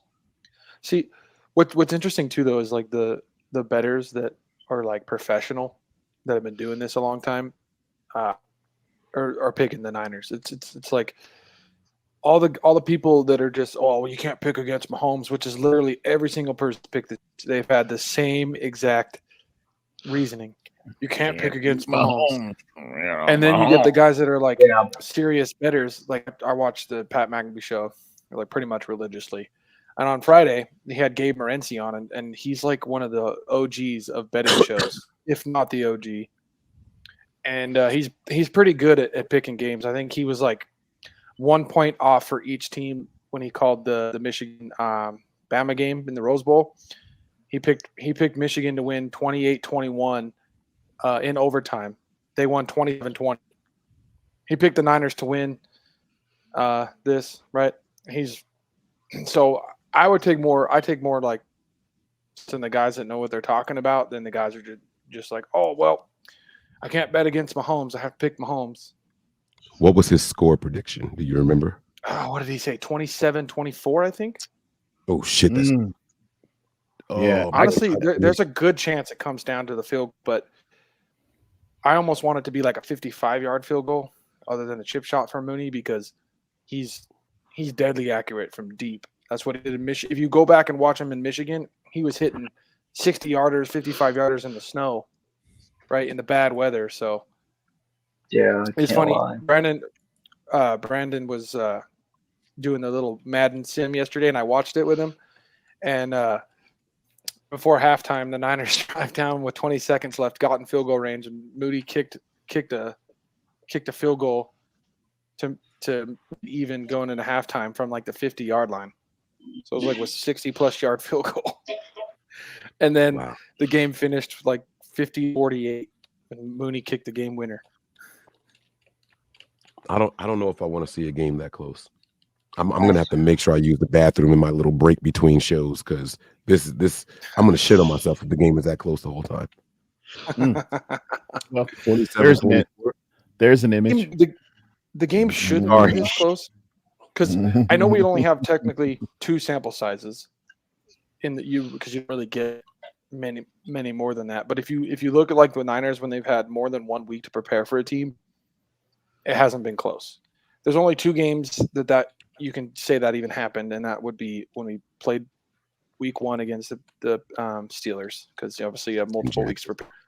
And then Jacksonville, the only other game we had 2 weeks at least to prepare, and they were on a roll, coming off a bye week. Their offense was one of the best in the league at the time, and we absolutely throttled them. So okay, but what about that Green Bay game though? That's not 2 weeks. 2 weeks. That's not 2 weeks. That's not 2 weeks, because we did. The first week, no, you don't. You only have 1 week, because you don't know who you're playing. That first week when you have a bye week, you don't know who you're playing until that Sunday, right? We're sitting here waiting. Who's going to win? Oh, he got Cowboys, Packers. You can't fully prepare for either of them. That's why Kyle said at halftime during that game he started preparing. So what I'm saying is, I think Wilkes with 2 weeks to prepare. Like, I think defensive wise, Wilkes with 2 weeks to prepare is 10 times better than when he has 1 week to prepare. Wow, that's good. Wow, yes, sir. All right, 2022, right? Remember 20? Give him the bell on that. Like, I didn't think about going that. into the Super Bowl, same situation, and I remember we came out just pounding the football, and we were playing really hot to start the game. Nasty. You know, Okay, the Chiefs Mike, I have a question for you, real quick, if it's okay. You said if it's close all game long that you're gonna constantly be in the bathroom. So like, let's say it's let's say it's like 14-14 going into half, right? It's a tie game. And let's say in the second half, the Niners score 14 more points, and the Chiefs only score 7 points. Are you really going to be nervous the whole game if that's how it shakes out? Who scores those points first? Like, it's a shootout. So like they have a touchdown, or we have a touchdown, they have a touchdown, they have a touchdown, we have a touchdown. And they go, No, like, if it's a 3-point game the whole time, then I'm nervous. If it's a 7, they have to get in the end zone. I still feel like that's cushion. I feel like that's a 2-possession game. I know that sounds crazy, right? But they don't beat us with 1 touchdown, so that doesn't bother me. If it's a 3-point game the whole time, I'm going to be a wreck. It's dependent on Moody. That makes you far more nervous. No. What I'm worried about is a busted coverage, and they get 7 when they only need 3 to tie it up. 3. Okay. Yeah. Yeah. But there's a good chance that this game does come down that it's either comes down to Purdy dives the ball, scores a touchdown. Chiefs have the ball last. Defense got to make a play. They got to actually try and hurry up and make big plays, which the Chiefs haven't really done all year. They're dink and dunk. So it's either that or Chiefs score. Purdy's got the ball last. He's got to go down and get the team and score points, whether it's field goal or touchdown. If the game's close, that's what's going to come down to. Otherwise, it's going to be a blowout, because this matchup really – it's crazy how much this matchup actually favors the Niners. Like, I was looking at the stats, and surprisingly, the Chiefs are actually worse against zone coverage than man coverage, which plays into our favor because Wilkes likes to play zone. And the only thing is he doesn't really have to – he likes, I think, like, the base Tampa 2 with the deep safeties, but I don't think we have to have the safeties deep because we're really worried about getting beaten deep by the Chiefs. They don't really throw the ball down the field that much this year. So you can bring the safeties up, which should help the run game. But I think Patrick Mahomes, like 11 of 14 interceptions or something this year are against zone coverage. Christian, do you think that Spags does what he did against the Ravens? rushed for and has like 6 TBs. Spags didn't have Testing to them do to air it anything. out. He didn't have to do anything. The freaking Ravens did it for him by not running the ball. Yeah. Like he's great. He's great, but he did against or I wouldn't even say they had to do much in this playoffs at all. I mean, they played a Dolphins team who didn't even come to play because it was so cold they didn't want to be there. Then they were getting ran up and down the field by the Bills, but the Bills had no defense. Like they were playing a bunch of third stringers, and then the Ravens decided just to not play football. I'm gonna drop myself out really quick for numbers' sake, and what I'm gonna do is I'm gonna go full screen with the people that I know have pages on here. Whether you have a YouTube page, Instagram, Twitter, X, whatever it is. I want you guys to all promote your channels. I'm trying to get Dion's attention. He was over there gaming his ass off. There he goes. Okay. All right. We're gonna bring my man in here. There he goes. Did you win? Oh, you said what? Did you win?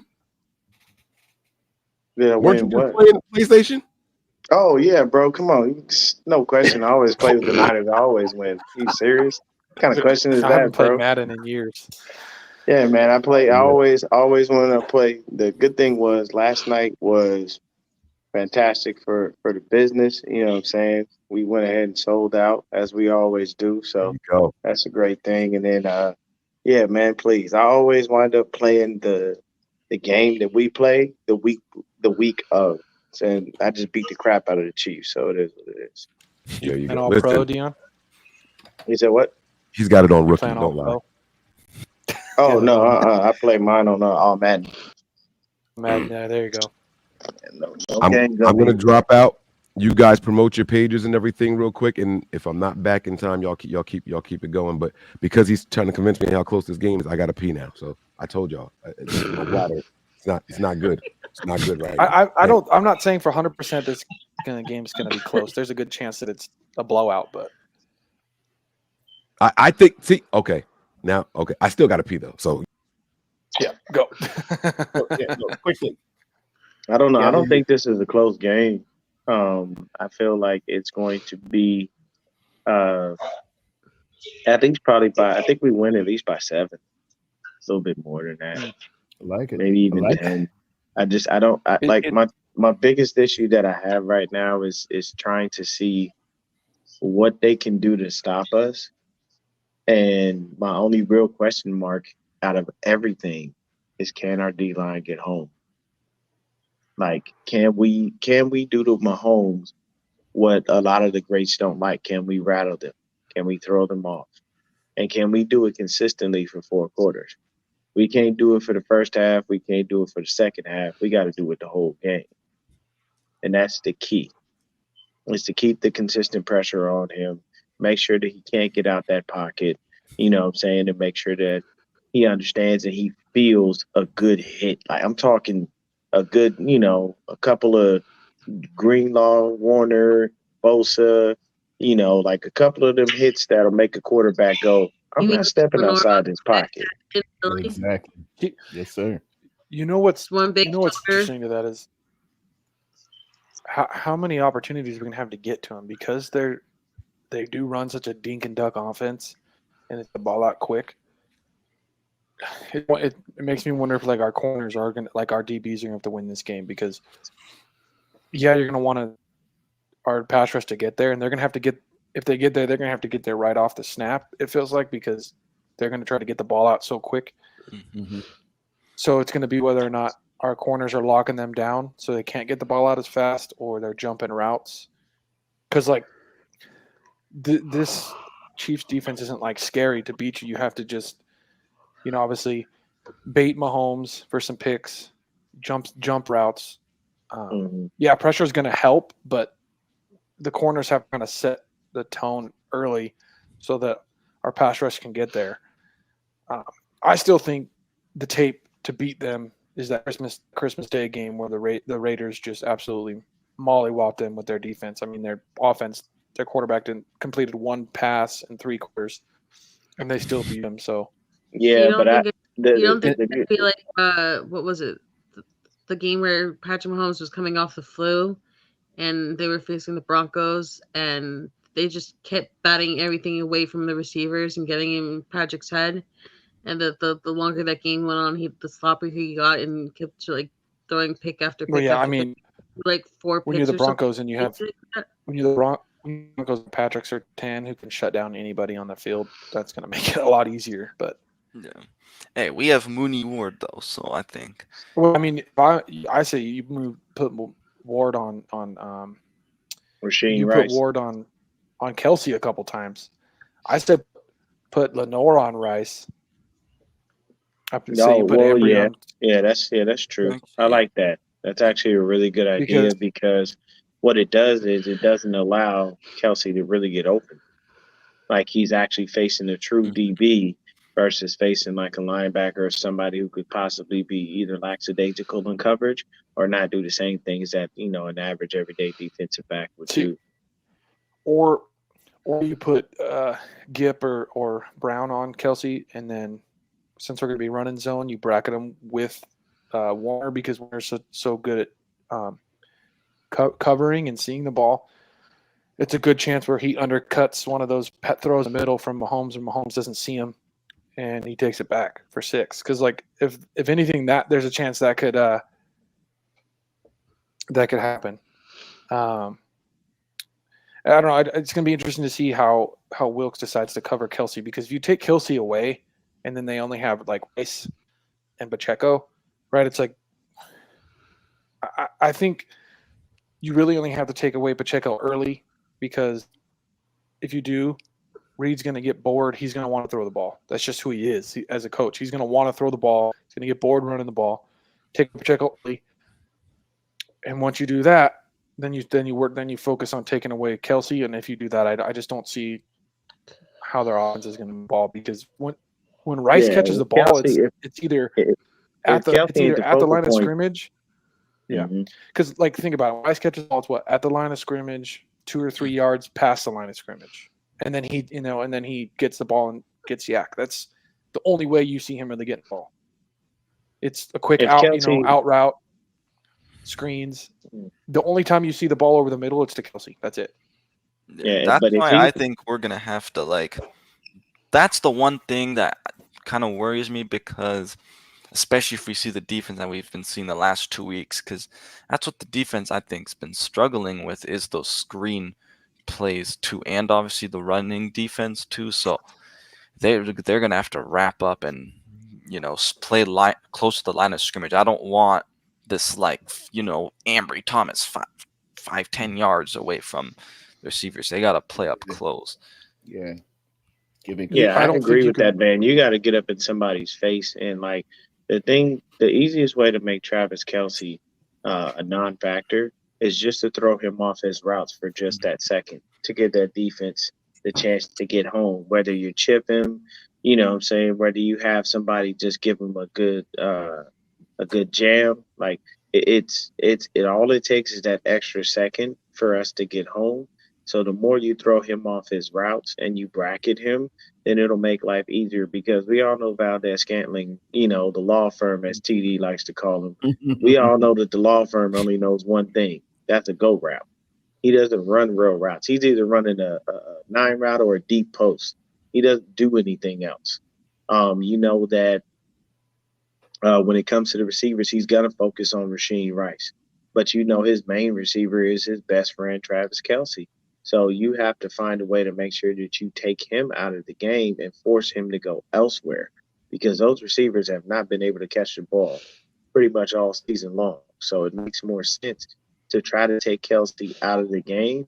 And then, the real big key, honestly, for us is 2 things. We got to get home. And for God's sakes, this rush defense has to be better, because we keep getting gashed, and we can't keep allowing that, because we don't want to wind up having to play from behind. Now, yes, Brock has shown us he can come from behind, but I don't want to deal with that. I'm not looking forward to seeing him playing from behind and doing certain things. I'd rather him be able to come out and play comfortably, find his open reads, do what he needs to do, and just keep the game going as it's supposed to go. The only thing I want Kyle to do, just don't outcoach yourself, man. Like you don't have to overthink it, bro. It's simple. Do what got you here. Use the guy that you utilize all the time, and don't overthink it. And in this game, for the life of me, Kyle, don't get comfortable. Oh, I swear to God. If Listen, you remember what happened to you last time you got comfortable against Patrick Mahomes, you bruh. wound up losing the Super Bowl. Do not get comfortable. This is the game. I don't Well, think I've he's said getting it comfortable. He before. wants to I'll put up say it like 50 again. points. Kyle needs to put his foot on their throat and watch the life flow from their eyes. And he needs to mean it. He has to put his foot on the gas, that all gas, no brakes. He better make that the mentality for the offense. I don't care if we're up by 50. Score 50 more if you can. He Don't wasn't give comfortable that Patrick last Mahomes Super a Bowl. moment to breathe. That's the key. He wasn't comfortable that last Super Bowl against them. He was trying to score. Jimmy just couldn't hit shit. No, bro. Yeah, because he said no when they started asked passing him instead of just when running. they asked him in his press conference after the game, why did you not try to do anything before halftime? He said we were comfortable with our lead. Those are his words. He did Halftime, yeah. do something But before what halftime, I'm saying is don't get comfortable. I don't care. Like it to me, I always use that as an example because in 2019, what was Patrick Mahomes doing on a consistent basis throughout the playoffs? Getting beat down by teams. And what happened at the half? He'd find a way to turn it around and win the game. So you don't get comfortable against a dude that was doing that literally all playoff season long. And I know you know what he was doing because you pay close enough attention. So you gonna get comfortable against that guy? Nah, you don't get comfortable. I mean, to You be blow him fair, out. Mahomes got lucky. He threw up a prayer, and somehow nobody. It's not covered about Tyreek Hill. fairness. I don't want to hear. No, fairness. I'm not I saying don't want to he hear got. all I'm the not saying he defense of gets. Kyle. It's No, I'm not. simple. I'm Don't not. get I'm just telling comfortable you. against opponents you Nobody. know that are going to run Nobody's defending all Kyle, over. but if you look at Mahomes's, if you look at his like career, he has a lot of luck and he has a lot of help. Like in some of these big throws, you're like, okay, that should be picked up.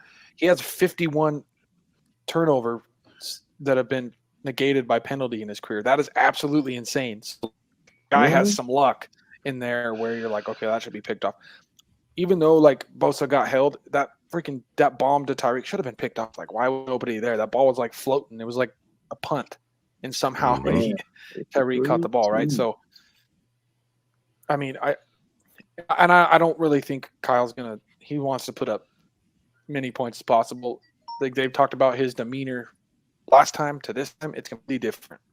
Like Sherman was talking about it, how Kyle's demeanor was in 2019 and then how his demeanor is this year. It's completely the opposite. So I'm not really worried. What are you saying, Izzy?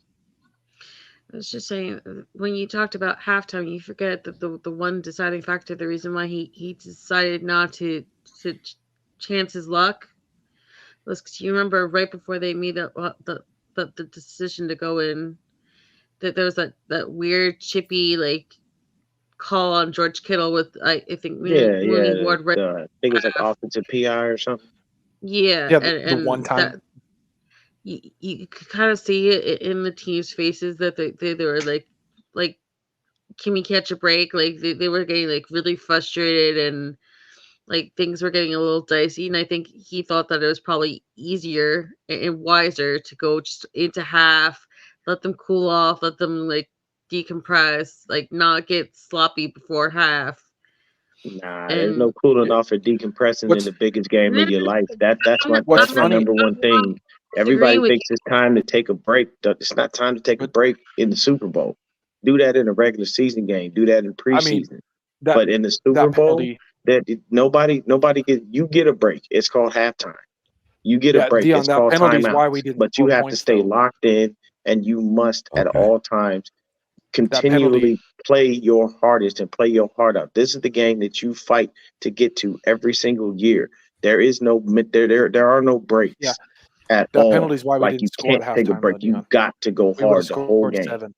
And there's no like breaks for the type of plays you're also gonna call, man. This is where you put it all out on the line. If you got them plays you supposedly hold in your bag that everybody says that Kyle has, bring them out. Like T.I. said. Lefty, I know what Don't you're about to do say. that. That the pass interference on Kittle is why we didn't get points, right? Yeah. But the you have to remember the series leading up to that.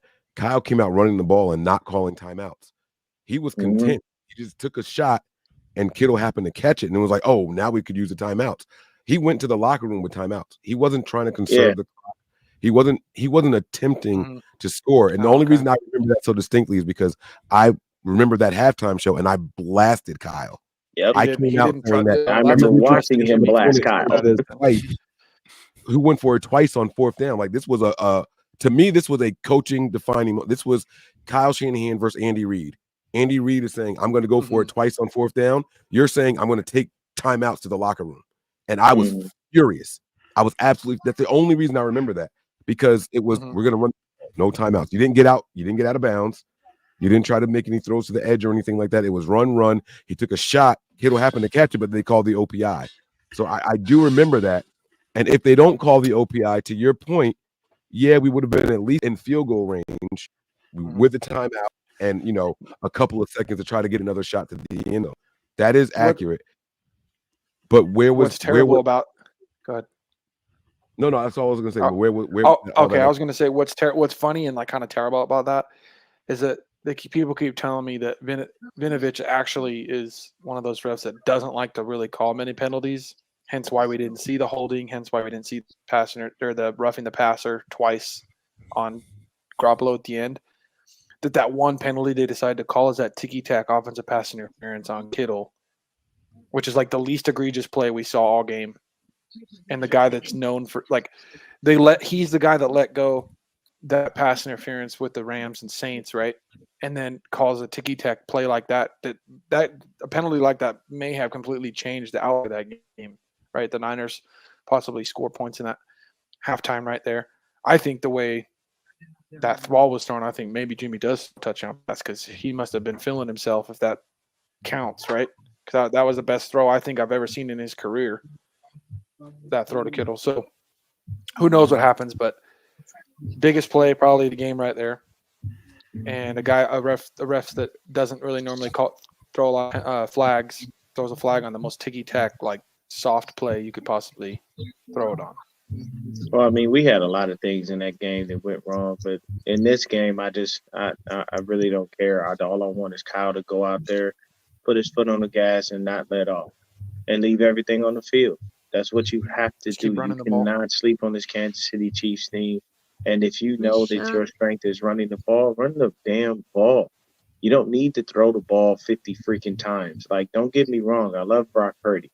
But at the end of the day, when you look at the success that Kyle Shanahan has had, it is typically when his quarterback doesn't throw more than 20, 25 times, usually in that average range. If he throws that amount of time, but we run the ball well, then it's not that hard. Like, this is truthfully what we do. This is our bread and butter. It's the easiest way. But it doesn't make sense for you to wind up going out there and trying to make Brock Purdy, be the hero of the game. And you have all these other viable options that you can use, and for me, all I want is him to just make sure that if there's one game in your life that you channel your inner Bill Belichick, let it be this one.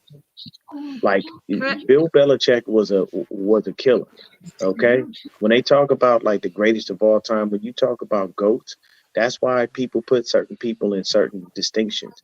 Like, I don't put LeBron as a GOAT. You know why? Because LeBron's not a killer. But MJ was a killer. Kobe was a killer. You see what I'm saying? We should be talking Walsh because he won all 3 of his Super Bowls and 2 of them are blowouts. So, can we get the Ouija board and channel him up real quick? Yeah, I know, right? Right? Can he just come hang out in Kyle's head for a moment? I agree with that one. Can we just have him be in his head for 3 hours? That's all I'm asking. Just a couple. I ain't asking for shit. I just want 3 hours. Yeah, 3 of the 5 Niners Super Bowls have been blowouts, right? Mm-hmm. Two of them were, drive I think down. 55-10 versus the Dolphins. No, Broncos. Broncos. You're right. It was like using his timeouts 30-something, 17 to It was a blowout still to Okay. the Miami Dolphins. I can't remember the score. I want to get this out real quick before my internet starts copying out again. But you remember Jimmy Garoppolo had like 8-man boxes. That's what he was known for because he couldn't throw to the hashes. Like everyone knew that his thing was like going down the middle.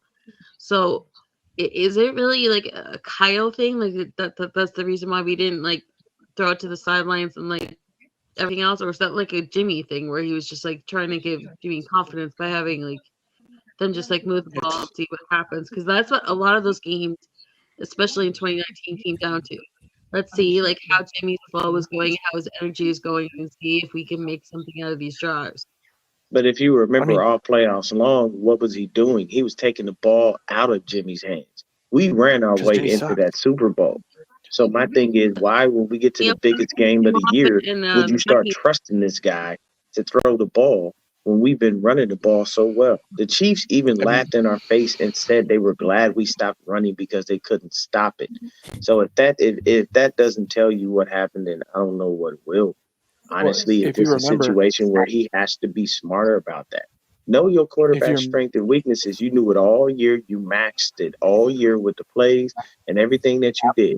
And then when we get to the biggest game of your career and of a lot of Niner fans' lives, you throw it all away by putting it into his hands.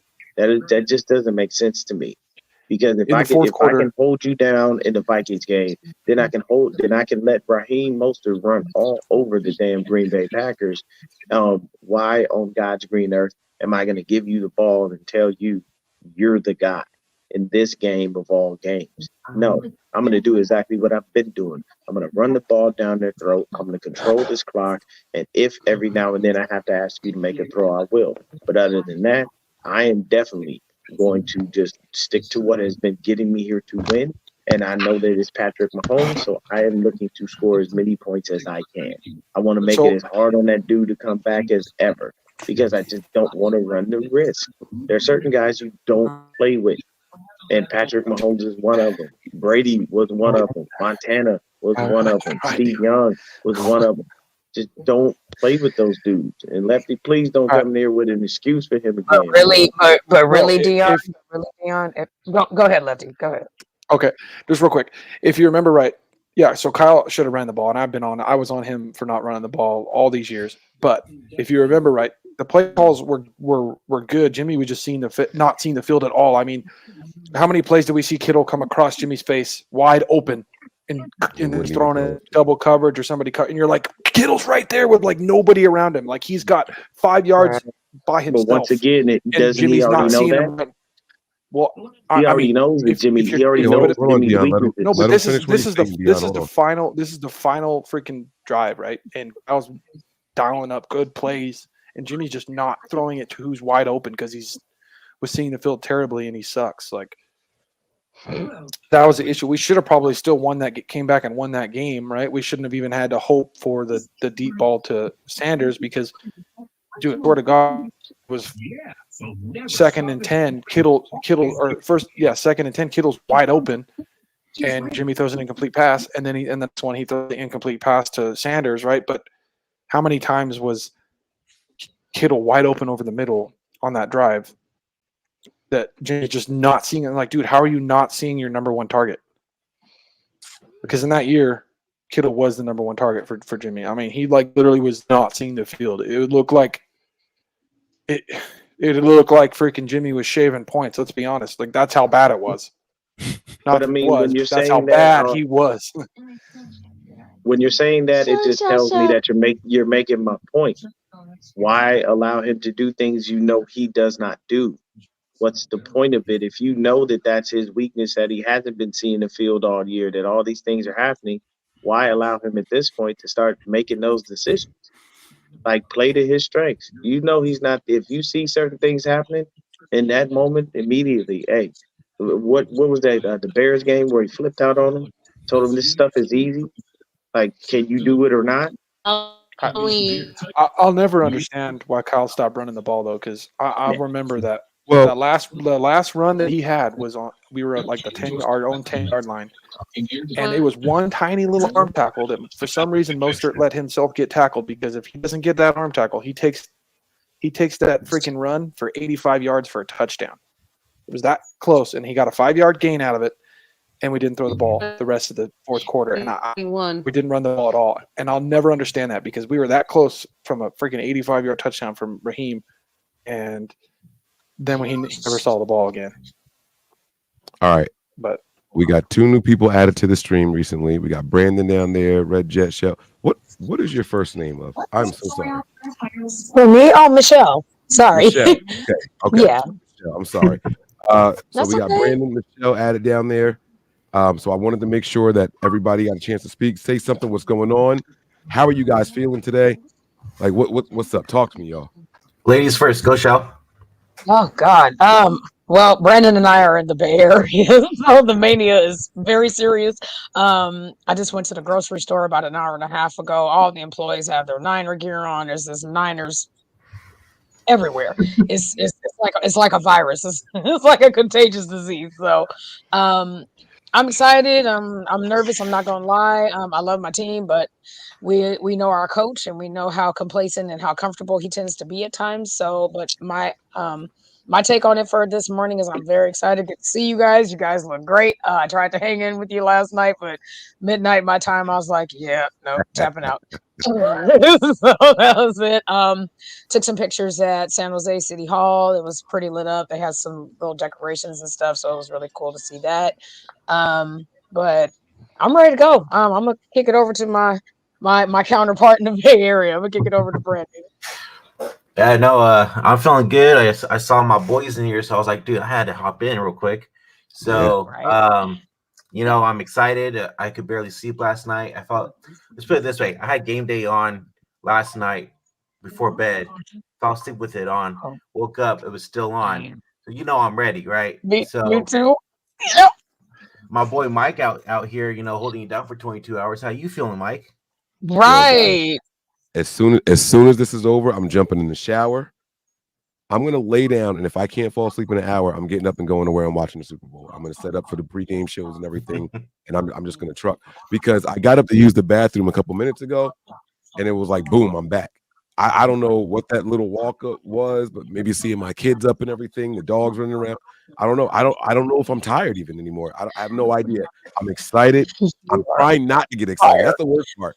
It's like trying to sit down, keep your pulse slow. You know what I'm saying? Like you're trying to because I know at some point I'm going to crash. It's only been 24 hours. I've done this before. Yeah, right? Like come on, like I'm trying, but I'm getting hyped, man. It's bubbling. Mike, you do probably try to nap though, right? Huh? You get at least try to nap. Yeah. I'm gonna take a shower. Try to nap. I just Get some sleep, get some rest. Yeah, This mania is serious. now. I said the show's gonna be over at 2. I'm gonna hop in the shower, but if I'm not asleep by 3:30, I might just head over right away. So, any of you guys have a lock for this game? I know I have one. Go ahead. You beat me to it, Lefty. I was about to ask everybody that question, like, who's gonna be your MVP of the game? That's just 2 lefties, man. Smart. Thinking. What I mean by lock is like something that you think is going to happen for sure in this game. Oh yeah, y'all answer that, and then after that, I want to see who got an MVP of this game, man. All right. So then, in order to keep this thing, we'll do it like this. Whoever's in the big screen can answer the question first. So we'll start with the newest guest first and work our way up. All right. So let's get Shell up in there. There we go. Oh my! My lock for the game. You want an MVP? I got one. I'm going outside the norm, and I'm going to say Deebo Samuel is your MVP. I am going to hand an interception to Fred Warner. That's my lock of the game. Let's go. Oh, I like it. I like it. She gave the MVP and the lock of the game. That's what I'm talking about. Okay. Fred Gore right behind you. Let's go. My lock for the game is going to be I'm gonna go with BA. BA is gonna have a game, man. I think he's gonna have like 2 tutties and over 100 yards. And then defense, I'm going with I'm going with big play Dre, man. I think he's gonna get a pick six finally. Oh, And not run around the field. Yeah, exactly. Run one direction, right to the end zone. Yes. Exactly. Let's get it. Better not toss it two to try and because like right the penalty. Right. 2-4. What are you doing? I know it was your question, Okay. but So the reason I brought it up is because I think in this game, so my lock is Debo's going to break either, whether it's one of the end, he's running the ball with an end around or handoff, whatever it is, or receiver screen. He's breaking a big one for a touchdown, whether it's 60, 50 yards, 40 yards. He's breaking one for a long touchdown in this game. I think most likely, I think he's going to hit one of those end arounds, and he's gonna hit the outside and be gone. I like So that a lot. that's my lock for the game. A big touchdown coming from Debo, and then I have him as my MVP as well. Alrighty, my lock of the game is a CMC 75+ yard touchdown.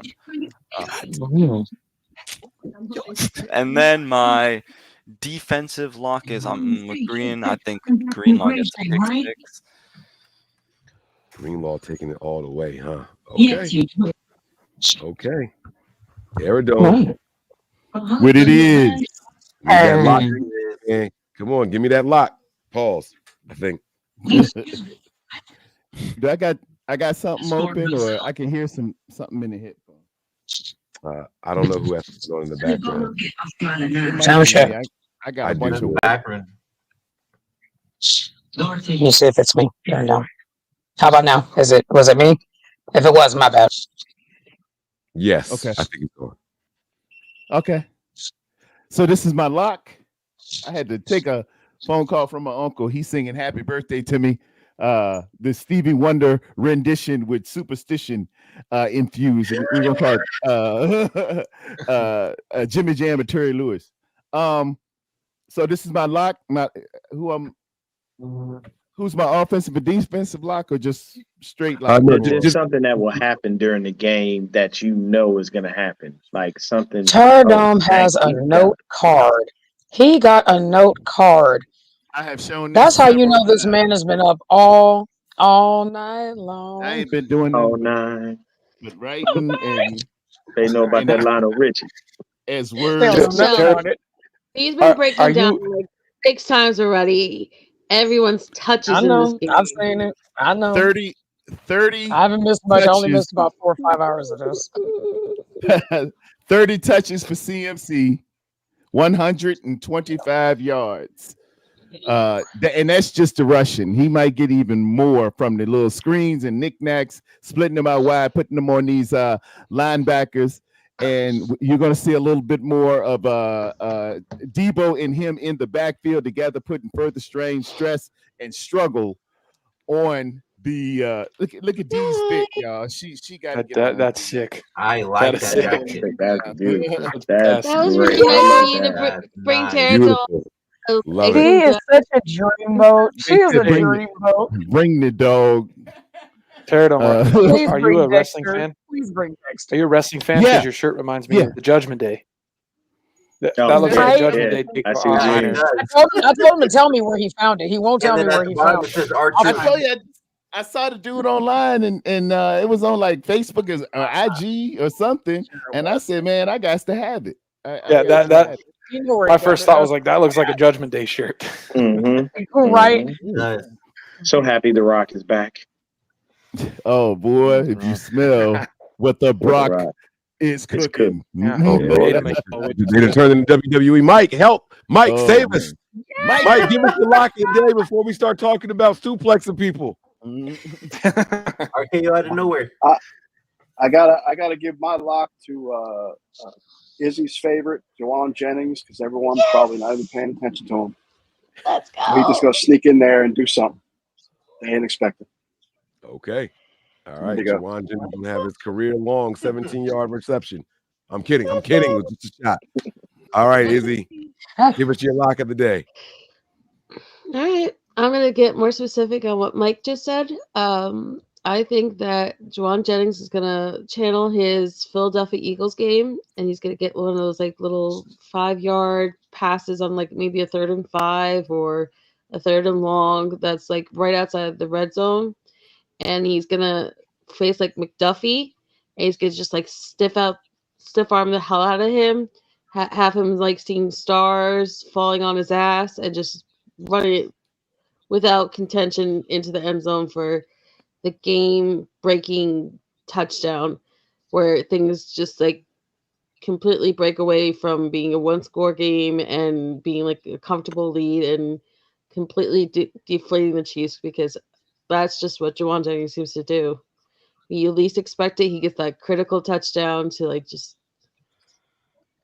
break shit wide open.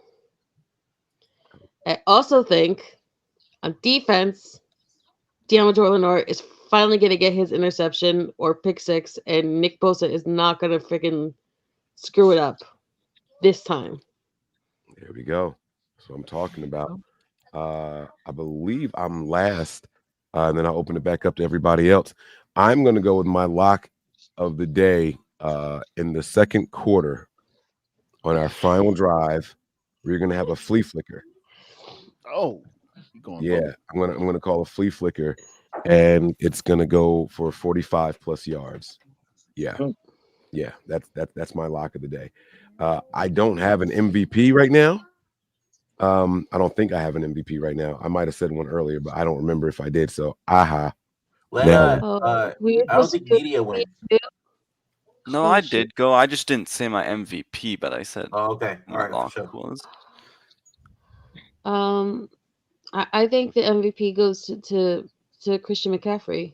I think that he's gonna have at least 2 touchdowns, and if not, like I think it's gonna be one of those things where just Christian keeps like grinding them and grinding them and grinding them, and it's like almost like a pity thing where like they felt bad for not giving him the actual MVP, so the voting goes in Christian's favor, especially because nobody seems to want to give Brock credit for anything that happens on this offense.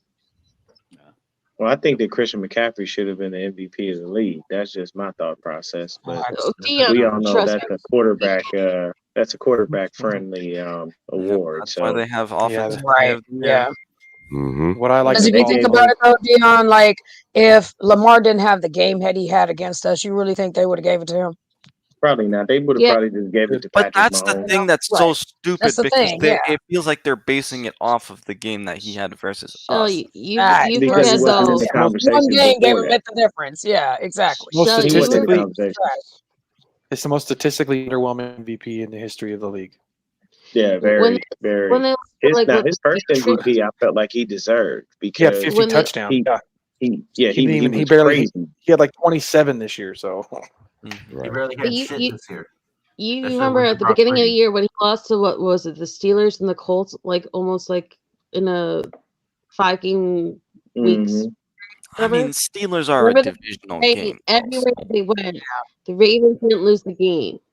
The Ravens just gave the game away, or they had stupid things that happened at the end, whether it was like the 8 drops in the one game, or the like 3 fumbles in the other game, or some like crazy nonsense. They kept saying that the Ravens beat the Ravens. The Ravens didn't really get beaten, that the Ravens just didn't pull off the win, or they didn't take the other opponent seriously. And I think all year long, they wanted, Lamar Jackson to not only have his Super Bowl moment, but they wanted him to have his second US MVP. And think about it, he got 49 out of the 50 first place votes. Only one other person voted for Josh Allen. Otherwise, it would have been his second US MVP. one guy didn't succumb to groupthink. I'm sure he does. Brock about to get that Super Bowl. Your dog is spoiled. So the thing is too is like in that game with the Chiefs and the Ravens, Lamar decided not to just take over the game and act like an MVP, because if you go back and watch, if you watch like when he's in the pocket, I don't know, dude, there was like gaping holes for his escape up the middle, and like there was grass everywhere that he could have just ran all over them with his legs and burned them. I mean, play after play, it looked like the parting of the Red Seas and he could have taken off. I don't know how many times.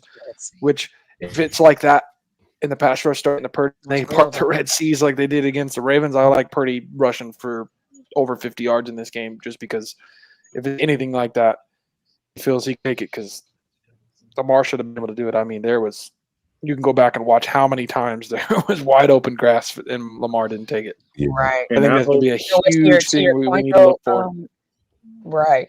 To your point, I didn't mean to cut you off, Lefty. That's my bad. To your point, though, same thing for Brock Purdy. You see grass, run.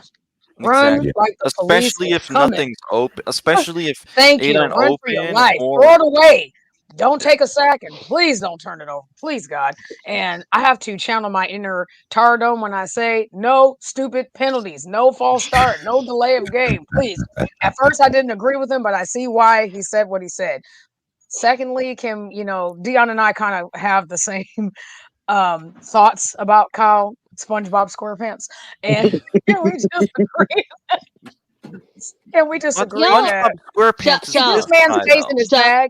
Hold on, Melissa. Hold on, girl, because you've been on this all night. You chill out. It's my turn, girl. You know I love you, but because you turn into Stephen A. Smith and you won't shut up. I love you, but I gave you your flowers last night. Don't make me give them to you again. But no, I was just gonna say about SpongeBob SquarePants. That's the best way I can say it. That's that. When he stays in his bag and he stays here, he's not in here. He's on the field. You know what I'm saying? That's kind of what I wanted to say, because I know Dion and I are really right here. We're kind of simpatico in the sense that we just need this man to be girl, in was his take purse. your own advice. We need Don't him to let be in him that get coin you. purse, not his feelings. Not his feelings, because when he gets in here and it starts to go like this, we lose the game. We had a 10-point lead. I'm just gonna say it, we had a 10-point lead against the same opponent. That cannot happen today. No. We just got number 52 inducted into the Pro Football Hall of Fame. Enough is enough. Stop. And that Please. man was well Keep it deserved. in your bag and not in your feelings. That's all I want to say. Y'all go ahead. Hey, Love it. is Go ahead. anybody else? Wait. I'm sorry. I was gonna tell Stephen A. Smith Jr. Go ahead, Stephen A. Smith. What I was going to tell you is take your own advice and don't let him get you. And I was also going to ask Mike before we conk out, because I seriously, I don't know if I'm going to make 24. I'm going to try, Mike, but I'm not sure. But I was curious, since there's so many new people now, do you guys have any like game day rituals, like must-have foods or anything else you do for the game? Because like we were talking earlier about the things that we eat or like wear or like do pre-game or whatever. So I was just curious, like with all of you here now, like do you have like any kind of like game day musts? I mean, it could be simple as you just put on a jersey and watch the game. Like, don't gotta be anything complicated. Game day rituals. Pizza. We know Mr. Pepperoni Pizza.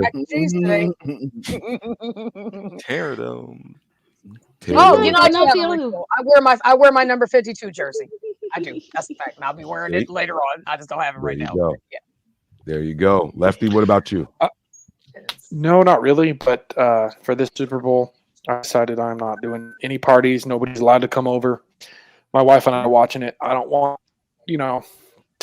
people talking throughout the game. I don't need people that, don't care about football trying to give me shit if the Niners are losing or down at one point. I don't need people to tell me to calm down when I'm getting crazy because I'm emotionally invested in this game. So I'm not having people over because I don't need. Lefty, it's your house. You do what you do. I know, that's what I'm saying, but I don't need people. I'm not having anybody over. It's just my wife and I. Like, we need distractions. When my family come over, they know the rules. We gonna scream, holler, cuss. Don't like it, you can leave. Not sorry. Mike, did you go 23 hours? You're into your last hour. You did it, there, Mike. Wow, What did you say about my urine? What'd you say? Did you ask me about my urine? No, we just officially went into 23 hours. 23 hours. Oh, 23 hours. He asked you about your urine, bro. Take your earbuds out. I said Sometimes let the 23 coach hours talk. left. Time to do the That's horn. how you know Take Mike's your losing earbuds out. this last hour. Here we go. We are less than an hour. Here it is.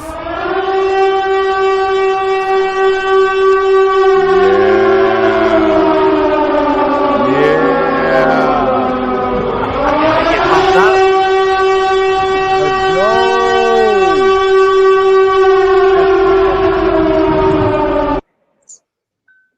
2-minute warning. See, Mike, now isn't that much better when you give someone a warning so that way Try to be nice. have Trying to be their nice. ears just You blown just out of gotta nowhere? know when it's Hey, you coming. know, That's when And you you gotta be did turn it prepared. down. Oh, you finally put the volume down too, which helped. Huh? she froze.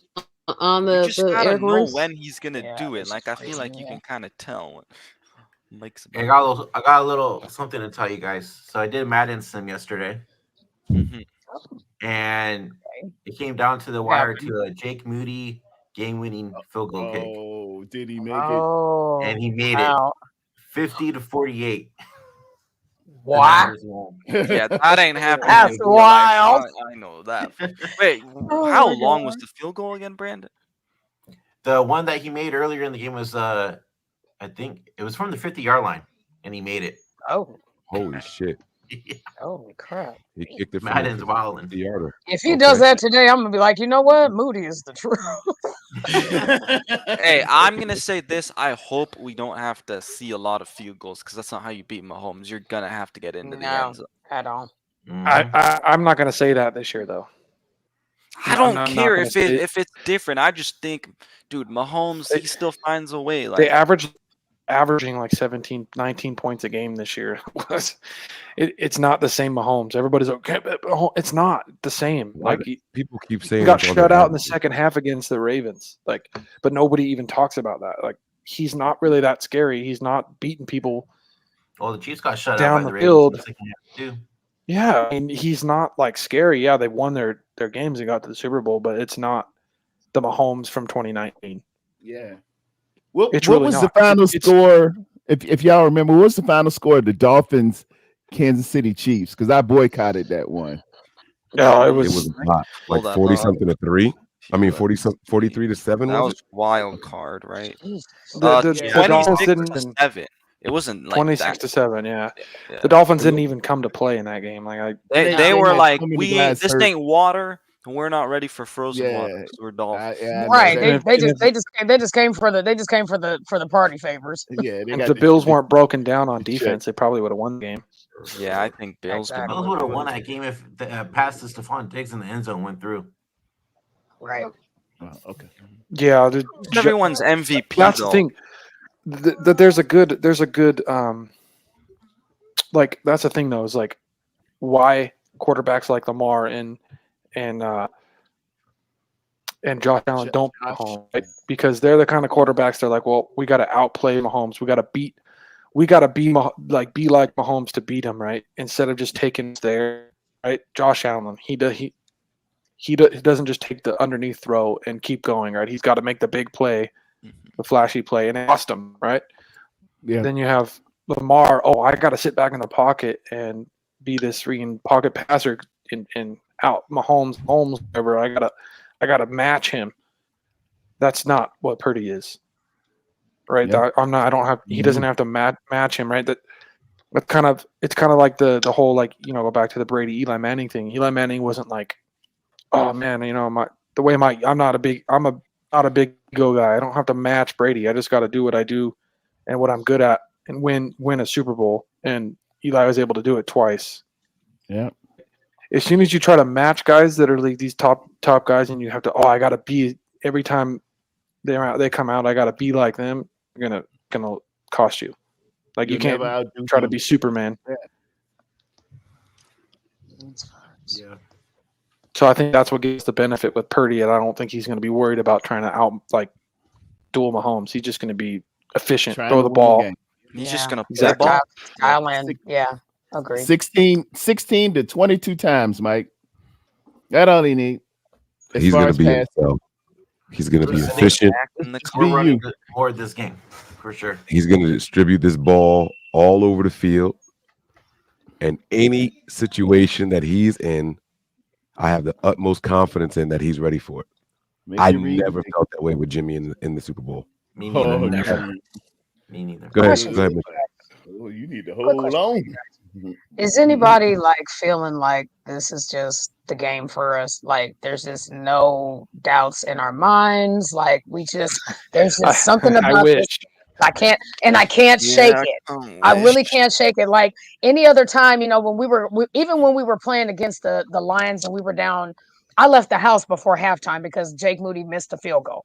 Okay, just a quick story because I told this to Tara. I leave the house.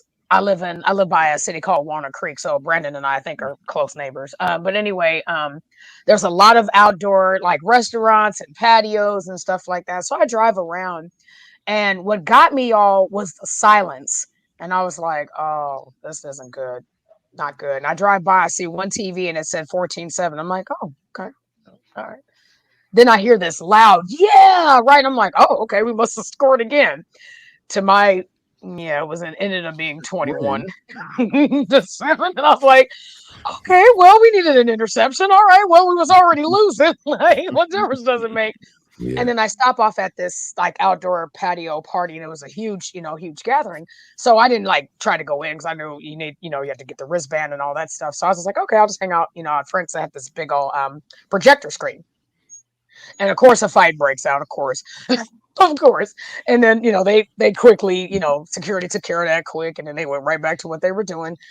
And then they ended up 24-7. I was like, okay, well, I'll go home and I'm just gonna sit and watch this entire second half and whatever happens.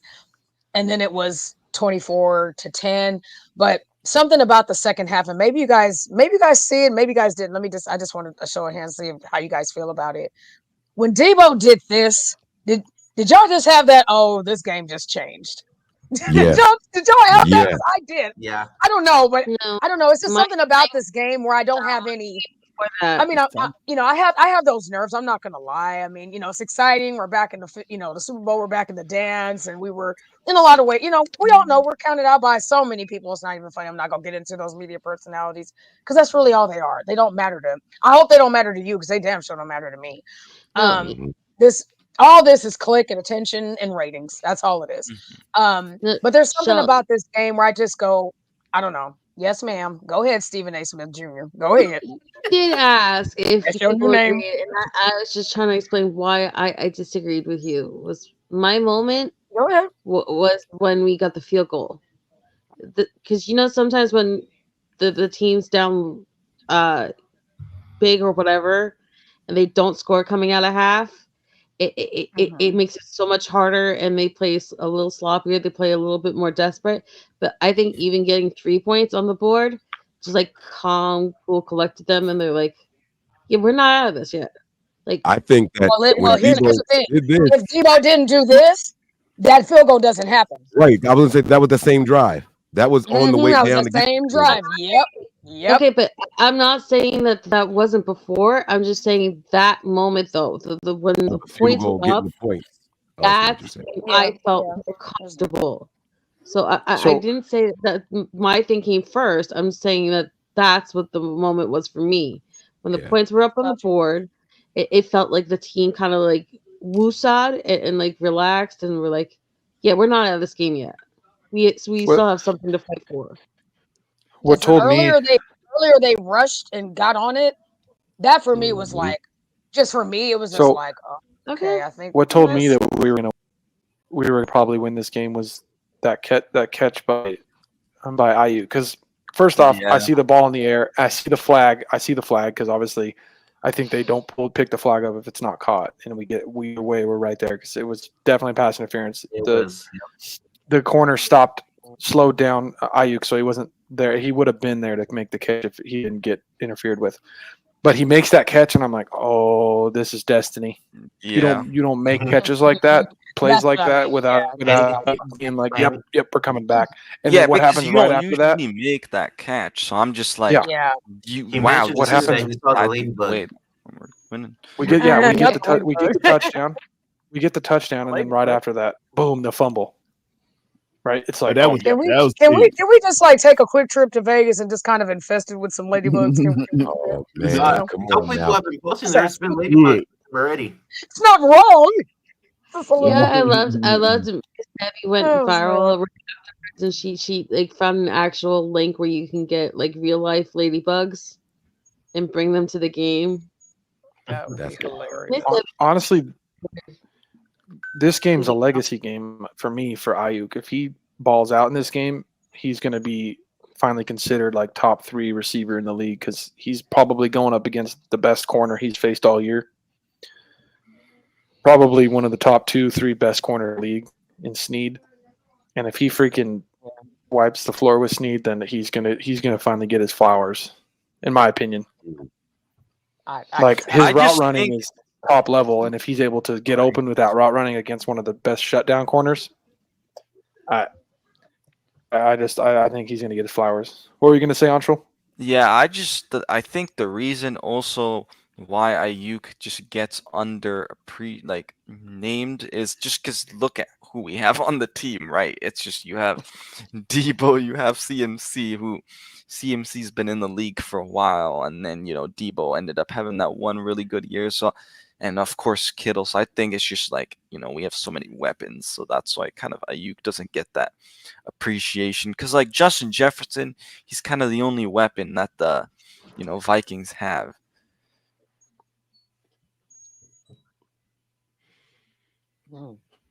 Yeah. But I think it's just the top receiver is because like Devontae Adams is the best route runner. Mhm. Then it's like Ayuk's right there, and I feel like Adams has gone on the radar for a long time.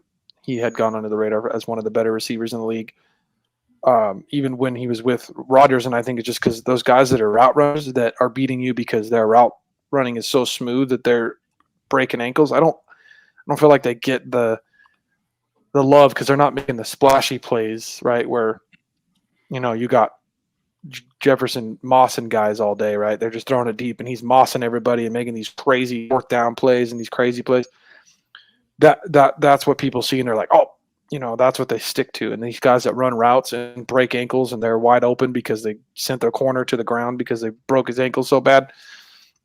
To me, it feels like those kind of guys don't really get as much love. Like Adams gets it now, but I feel like for a long time he wasn't getting it when he still was the best route runner years and years ago, and he finally was able to get his flowers as the best receiver in the league. But for a long time, I don't think he did. And then Ayuk's kind of getting that similar treatment. No. I just think this is that game where we finally just put a lot of demons to rest. But it's all going to depend on how they go out there, how they execute every single snap, every single play. And, beware of zebras, right? I mean. Well, actually, let's hope. I mean, we technically have the guy that doesn't throw a lot of flags. So we have a plant. Yes, we have the same refs. Welcome back, favorite. I mean, I'm just glad to hear a lot of you guys are so confident because I've been like nervous and just. Oh, me too. Torn between. I've been nervous between the whole thing. The We whole knew we were time. in the Super Bowl. I haven't had any confidence. Like I think I had a lot more confidence last Yeah. in last Super Bowl than this one. Everything you just said, everything he just said. Fair. It's been Now hard that to be you're confident. back, It's I wanted to it's ask you a something that question. Tupac said. It's so hard to be positive when NIGGS are shooting at your grid. It's the same mentality. It's too hard to be positive. There's constant bullets being shot at you. You know what I mean? It's like I'm positive I'm going to get shot in the head, right? How do you maintain that? How do you manage, right? Tardome and I had that game manager conversation. It's like, how do you manage stress? How do you manage the clock? How do you manage these plays? How do you manage the reps? Yeah. How do you manage the media and us too, content creators, fans, all that? How in the hell do you manage all of that? I'm already tapped out. Also, Y'all been it's at it gonna almost be 24 hours. I can't hang. It's gonna be awesome too if we get the win, because then you remember Brock Purdy was asked the question during the media day. It's the fourth quarter. You're going down the field. Are you ruining Taylor Swift's, day or whatever? And he's like, yes. Yeah. So How epic would it be? How epic would it be though if he's on the podium and he has the Lombardi and he's like, this one's for you, Swifties. I would die. Yes. Or this one's for you, naysayers. How about that for No, or he pulls a Roseland by now? Jim Harbaugh and he's like, "Who doesn't have it better than us? The Swifties don't have it better than us." That's right. Because that's his saying when he was at Michigan. When now he's the Chargers head coach. He was like, "Who's got it better than us?" That saying never died. And then I'm like, yeah, it kind of did. See, y'all want that, and I just want him to say something to Jimmy, like, "Hey, Jimmy, how was that score prediction?" That's what I'm saying, man. Damn. Facts. Jimmy said, "Fuck the Niners." Jimmy just salty, man. Jimmy hurt. That man is hurt. Big man. I mean, Jimmy hurt. He's always been hurt, though. Ah, that's true. That's true. That's true. We got a super chat here from Joey. He says, "Happy Super Bowl Sunday, y'all." What up, Joey? That was probably loud. My bad. I forgot to check the volume on that one. Can I ask Fair a question real quick? Since we haven't gotten a lot of Fair recently, and I'm like really curious to get your opinion on this. I think that would be fair. See what I did there? Just based on athleticism, right? Not what game it was, not the importance of the catch itself in the game. What impressed you more athletic wise? Brandon's catch versus Philly, that first touchdown, or the catch through the helmet versus the Lions, where it doinked off with the helmet and he still carried through the catch. I think the one with the Lions, just because of the magnitude of the catch and how that rolled into us, getting into the Super Bowl, man. That was just the concentration, the to stay with the play, like he didn't give up on the play, and then really, man, he's a fingertip away from that actually being a touchdown too. Like that was such an amazing play, and just the the magnitude of it, the momentum that it ended up giving the 49ers to get into the Super Bowl. I would say that one. Yeah. Okay. Yeah. Tony Montana. Tony Montana. My phone. Oh wait. What's that mean? You got an iPhone. Shh. It's for work only. You too can have an iPhone. It is for work only. I am loyal to the soil. Micah all is day. Mike, you ain't gonna ever be if you were having a conversation about Apple or Galaxy. Mike, I think that Mike, I think it's time to just take Monday and Tuesday off and catch up on all 24 hours. All right, I already took Not half, Monday not off. some, all of it. Oh, you got Monday I'm already. off. Okay, yeah, smart. I'm Yeah. off. He had to Vegas right after the game. I'm going to Vegas, so I'm off all next week. I'm gonna be sitting out there chilling. And if there's any faithful left over, I'm coming to hang out with y'all. You know what I'm saying? Hey, I'm come on out to California. You're not far. Come on out. Mike, don't forget that you're supposed to meet with Mariah and her wife and all the other stuff that you were talking about. It's a lot of them out there. I'm looking forward to seeing. I want victory cigars. I want victory shots. Hey, when's the parade supposed to be? Did anybody have a date on that? There's been really Thursday. rumblings. I've been thinking Thursday, Friday, but I don't know. I hope it's Friday because I have Friday? No, hell no. Like San Francisco, Brandon, you know well as I do. San Francisco know how to act on a Friday. No. They need to do the Usually the parade They would need be to do the 2 parade in days. Santa Clara for Let's safety talk reasons. about Yes, the actual parade parade after second the day. game. Yeah. Let's first win this game, then we talk about the parade. Yeah, because then we can. I feel like I'll just say it if right you're gonna- now. I have February 14th off. I'm thinking it would be a Wednesday, so if that needs to change, all I have to do is switch. That's all I have to do. Tardom knows we had this conversation. There's one thing. There's like Christian McCaffrey said, we got one thing left. Who is I got one thing to buy. I have a Yes, question for ma'am. everyone. Who is everyone's MVP? Because I don't think we got everyone's, right? Solo screen layout time. We start with Pterodome. MVP. CMC. They'll never. Yeah, they ain't gonna give my man this credit. I'm calling them cash only because they don't give him credit. I like it. Running 5. Okay. It'll be CMC. Okay. It'll probably be CMC, but I'm picking Debo. I think it's going to be between the two.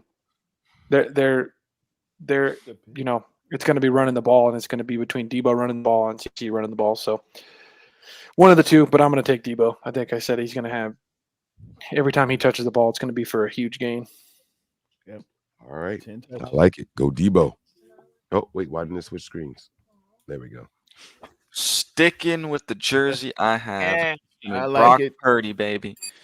I like I it. like There it. you go. That's what I want. That's Nice. what I want. But Love to see it. There she is, Miss America.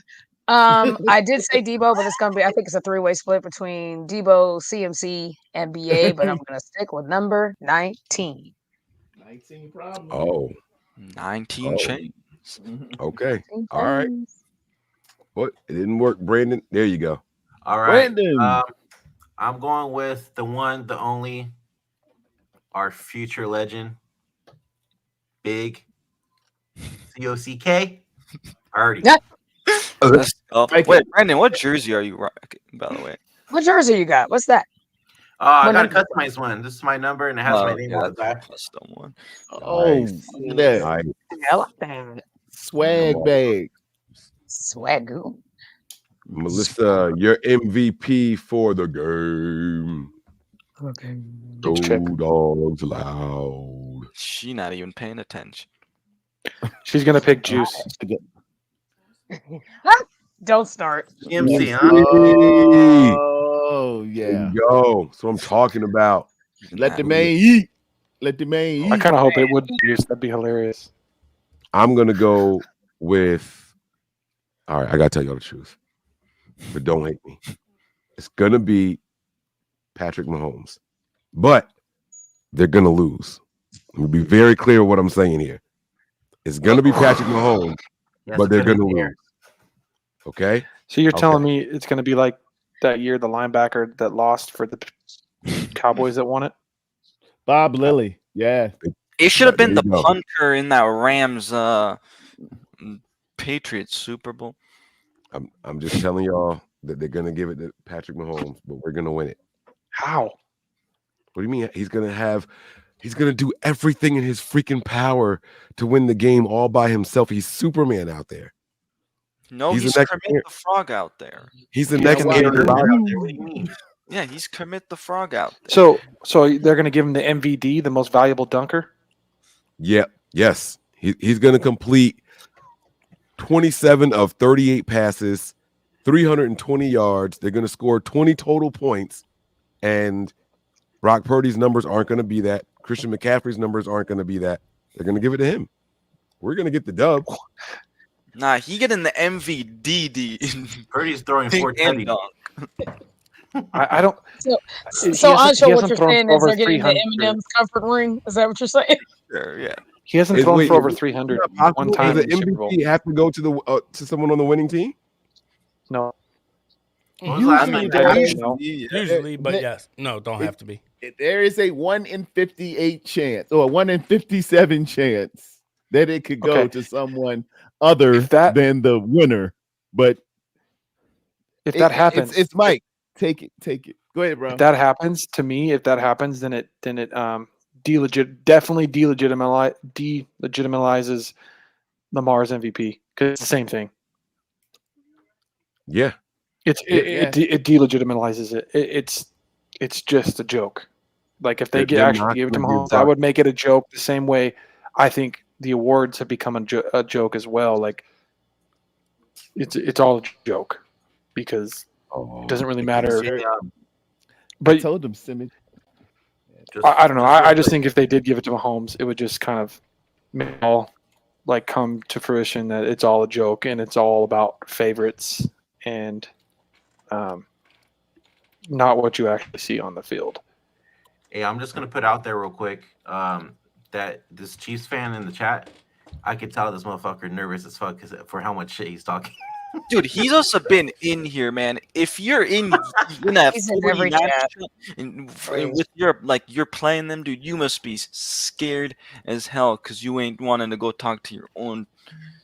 Yeah, that's wild. I I mean, couldn't do it. Isn't it And he's interesting been- how they always come in our chats and they have He's nothing been to in say about hours. that? Hours.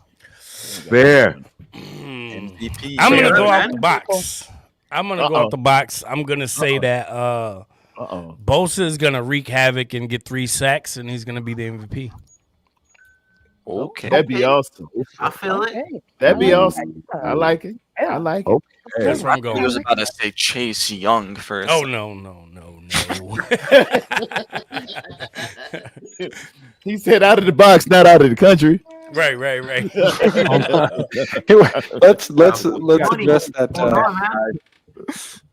I like Where'd how he this go? guy asked if Where the hell he Kelsey go? was Miss Piggy.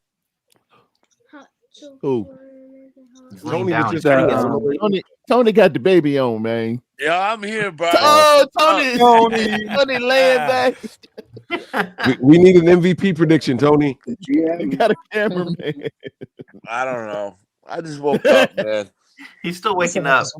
You just Tony, woke you gotta up. get up, man. Man, we've been up 24, Come 48 on, man. The hours. show's almost over. You can't go to sleep now. No, you got to go another 24 Right. hours. Let's go. Shit.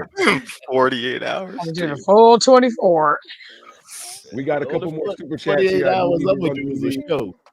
Say, man. Let's address these super chats here. Hello, man. All right. Say, go We got, Niners, man. Go Niners. Scream it. Go Uh, Niners. Thank There you go. Yeah. He says, "You're a brave man, Mike. 24 hours. Go Niners. Kittle for MVP. He's back with a vengeance." I like that. Nobody. Did anybody take Kittle? No. Nobody did. It's like, no. Kittle I'm changing my skin. answer. I'm changing my answer. He's to I think he's the lock for the first touchdown of the Said game, I'm though. changing my answer. Honestly, I I think he is. I like that. I like that. Yeah. And then we got one more here from Sean. Holy coffee breath, vinyl button, backstick crew. Yeah. I felt like, okay, you did it. I supported you when I slept. Same. Yo, he's still Tartar Dome, my homie. Mike Tartar looking like half-past blunt. What the fuck does a half-past blunt look? We doing this. So is Kelsey. No, dude, Kelsey's Fozzie Bear. Okay, Oh. Kelsey's Fozzie Bear. So is Fozzie Kelsey Bear. Miss Piggy. I see what he's doing Fozzie here. Bear. Again. He's Fozzie Bear. He's Fozzie because of Kermit. Yes. Kermit and He's Fozzie. Kermit's Yeah, best Kermit friend. the Frog, Fozzie. Mr. Mahomes, Kermit the Frog. Yeah. Okay, I get it. I We'll get call it. Terrence And I Swift. don't know what a half-past blunt is, but Shepherd I'm lost. mad about that. Come on, please don't tell me that Mahomes literally sounds like Kermit the Frog, doesn't he? He does. Yeah. Yes. Dude, they literally Does he asked not him. look I don't know like if you it? saw the video. Did you see the They media? asked him. A reporter asked him, "What's your best Kermit the Frog impression?" And he goes, "Me talking right now." It was hilarious. I'm talking right now. I'm doing it. Dude, I still laugh every time I go watch that like clip when Nickelodeon had Brock Purdy do the like Okay, impression, the SpongeBob. what you know? What's do you know what's funny? Do you know who like started the whole Kermit the Frog thing? Jim Henson. I thought was it? Well, I thought it Yes. was. I thought it was Aaron Rodgers. Oh no, I meant okay. You got it. Yes, Nah, probably. nah, I'm there, Mike. I'm Yeah, old. I'm with I, Mike. I showed my cards a little bit there. 31 minutes. Everybody Mike. over 40 got that shit. 31 more minutes. Yeah, well, like Jim Henson so- created the Muppet Babies, so I was trying to be Muppet. funny. Oh, okay. And the Muppets. Yeah, he was trying to be sarcastic. He went- when he they were went- doing that, that golf thing with like Yeah. Brady, Brady Holmes, and- and Jared Allen and Aaron Rodgers. Yeah. Aaron Rodgers called Mahomes Kermit the Frog, and then it took off after that. Like they were Well, let me tell you- interviewing Rodgers, and he called him Kermit. I would kind of be pissed. I'm not gonna lie to you. I think It's I would be funny. pissed. He had to have heard it before, right? Like that. Maybe, This is yeah. that's his post puberty voice, Right, Whoa. right. Pause. right? I'm just saying. Yo, Z, are you trying to get in? Shake your head. Yeah. Are you trying to get in, or are you just watching? Okay, bro. I had you on here. You were checking out at the fucking grocery store. I'm sending you Oh, yeah, messages yeah, like, yeah. "Man, you trying to get in?" They pausing me like, "Yo, you want in or not?" Like they like, "Yo, Mike, you gotta chill." Hey, yo, like, what's going on, bro? Can you hear me? Huh? Can you hear me? All right, you hear me? All right. Yes. What's good, man? Oh yeah. We got you. We got you. What's up, man? 23 hours, huh? 23 and a half, baby. Yep. 23 and a half. Dang. Okay. I Come respect on. it. Come on, man. I told y'all we was going to do. Melissa, Terradome, Peachy started with me. Anshul, you've been here. I think Anshul, you might have been the first person in. I was the first person, and I stayed like for I think what was it, 15 hours or something. Yeah, then he did. And I was like, power I need nap. to go take a bit of sleep. Yeah, took a little power nap, came back. My man was rocking with us for a while until he fell asleep on camera. I had to get him out of here. Daddy O. Daddy P, yeah. Daddy P Daddy was P, just, Daddy Man, he fell Daddy asleep P on. was I did get one person snoring. I did get the audio of one person snoring. I don't know. I don't remember. It might have been Daddy P. Might have been Daddy P. I It thought was we so lost one bad person. because it was like all blacked out. And Mike was like, I can't do this to my man. I went full speed on him. I was like, everybody, shh, shh. And you. Yes, we got him. We got him. Let's go. But it has been an absolute phenomenal ride. I sincerely mean this. You all are a part of 49ers social media history. I do not know of another channel that has ever done this for 49ers content creators. So I want to start by giving you all a round of applause right now. A long, full, loud round of applause. Good job, Tardome, Ancho, Melissa. Some of us kind of popped in and out, and I know Peachy started. And I was like I'm waiting glad till to be- Brandon. I'm just happy to be a part of it. I'm happy to just be. You might live in the Bay. I was waiting for you to You join. might live in the Bay, Brandon. I was like, how is he not and joining? you might get to see the games and to be a candlestick and to touch the dirt. But we're Jersey, and we stick together. I got Mike's So back, do and I we. know Mike Bay always got Area my or not. back. So do we. Bay Girl, I'm Area. California grown all day, all night. But I got the back now, do I not? Yo. You giving me that Michelle, Jersey shit? I'm right it's here. a different thing when it's like Jersey. I'm not saying like No, you unless don't, you but live in California, you do not know. Don't be calling out my state when you don't know nothing about it. Girl, come out here and find out. Uh-oh. Don't Let's be go. trying that shit. We got East each versus other's West. back. Don't What's we, up? Let's go. We back on Brandon? it. Brandon, go there. girl, Don't we have each other's back? All right. I did not say that you did not. I just said it's different when it's Jersey. It is different in California, girl. Oh. And I had your back last night. All right then. Okay. Don't get Stephen A with me. That was my I ain't get seen it with you, but you know what? I love that you brought yours. Thank you That's for right. bringing I yours. always- That's the way you go full circle. We gotta hold each other. 23 hours and 34 minutes here on Nothing But Niners. And the love is flowing. Remember, all opinions stay with it's all the excitement the we got Niners. going into Exactly. Brandon, let's let them know we Bay Area proud, baby. Yeah, Yes, area. indeed. We here. That's Hey, right. Mike, Stay with you. speak your mind, We Mike. ride, we You the got mother love. Hey, I I'm wanna Bay ask Area Bay pride Area too, residents even a though I'm not in the Bay Area right now because of school, but I am Bay Area proud. I do want to ask y'all a question. Ancho, you already know. You ain't even got a rep. We Did repping they- for you. You already know. Did they We poll got y'all, you. We Bay got you. Area folks, on the FTTB thing? Like that and I'm not trying to be funny. Like, did the 49ers just do that, or was that like a local poll? How did the FTTB thing? I know what it stands for. I know what it represents and I what it means. honestly don't even know how that even got. think the knocked Niners off. probably I made it. assume it was a social media thing. That's what I assumed it to be. But They I took do off not the know. logo though. Did you see that? Yeah, it did. Yeah. Like the 49ers logo doesn't show up when you hashtag Yeah, it? because it Nope. used to when you used to They used type to. it just show up, but now it Right. Like And sometimes so when you that's hashtag what FTTB, it'll be a red and a yellow heart, but I don't know. That's Oh, I Do we haven't get even to- seen that. Do we get it See- if you do hashtag 49ers now? No, even No, I hashtag still do a 49ers. hashtag Go to the bank. FTTB or See, Niners. FTTV, Yeah. the logo disappeared the day we locked Ex- up. Like Even if you do hashtag 49ers, it doesn't pop Yeah, up. I got the Right. logo. It popped up. I'm in X. Hey, that's how you know it's 49ers against Oh, the the logo world. did pop up. Oh, okay, that's good Yeah. to know. Oh, maybe it was just a glitch. Oh, Right and Now then, it is popping up for me too. and then, No, and then I was all over here like, all of the little footballs pop up and fall on your screen when you click on it. Yeah. uh-oh, we got another super chat here.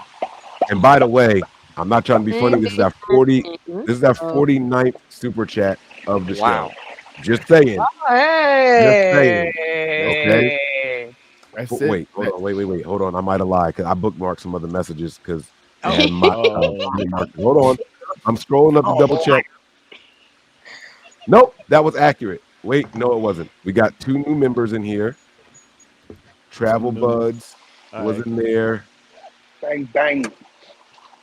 So we need one more to make 52. Let me see. Hold if on. I'm correct. So get your last super chat in, and it'll end on 52. So the newest Dan, Hall of Famer. Dan had a member for 1 month comment, and then a new member. So minus those 2. Okay, so I take it back. We're at 47. This is the 47th super chat of the show need here 2 more super chats to get the dollar 49. piece to get to 49. We'd like to end on some good numbers. We also dirty. Mike. Hang Also, on, Mike, while Mike was giving his premonition of how it could still go to Mahomes as the MVP, time was exactly 23, 23, 23. Just saying. Are you serious? Yes, sir. Yo, As you were that's speaking, Turn time no was way. 23, That's 23, great. 23. Wow. I tried to screenshot Man, it, that was but only 10 minutes I away. was a little damn. off. Wow. Absolutely That's wow. All right. wild. 23, 23, 23. We got to remember Mike. that. Oh, Mike is in shanty mode. You know who started that.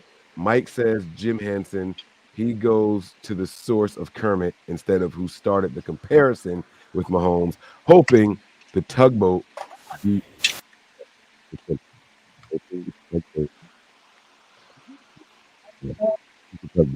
What player on the 49ers beat that tugboat?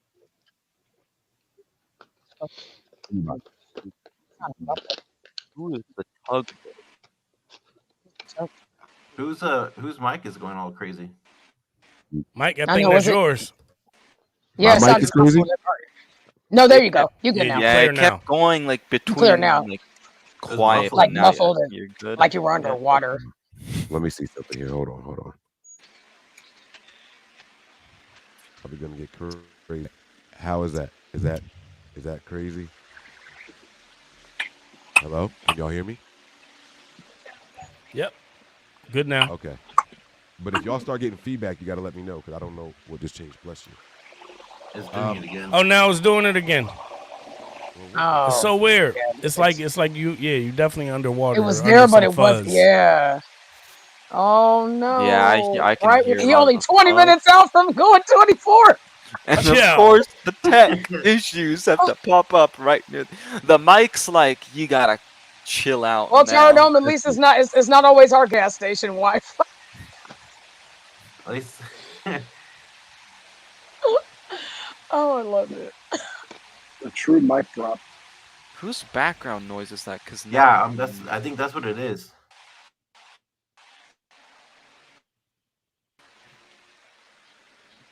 Yeah, my mic was muted. Uh-oh. Somebody muted. Mike, you're I'm muted muted too. too. I went on mute to see if it was me, and I wanted to make sure it wasn't. So, all right, it's okay. It's the airy. Someone doesn't have like background reduction on or something like that.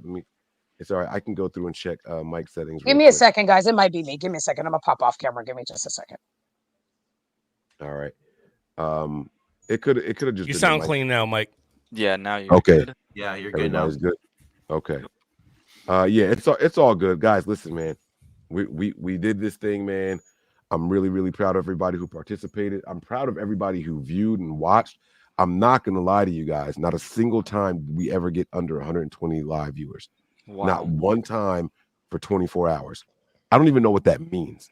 I can't imagine that many people watched straight through. But I mean, Mike, you're also not counting all the people who were watching on Nitty Gritty Niners and Mariah's channel. oh no, and no, yeah, I Terradone's am. Oh, okay. So that factors in not everybody, like when they Yeah. were live streaming on their channels. That's So really right cool. now there's 245 people watching. 149 are on Nothing But Niners. One is on Terradone's channel. Another one's on his Oh. Twitter or X. Breezy's channel has 82.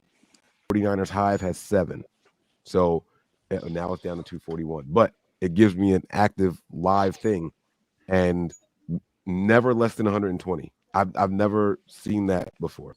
I think that's extremely impressive. So to the viewers, you guys were A plus, A plus, A plus. Miss Debbie is back again. Uh-oh. I think that's our 49, y'all. Did we get the 50?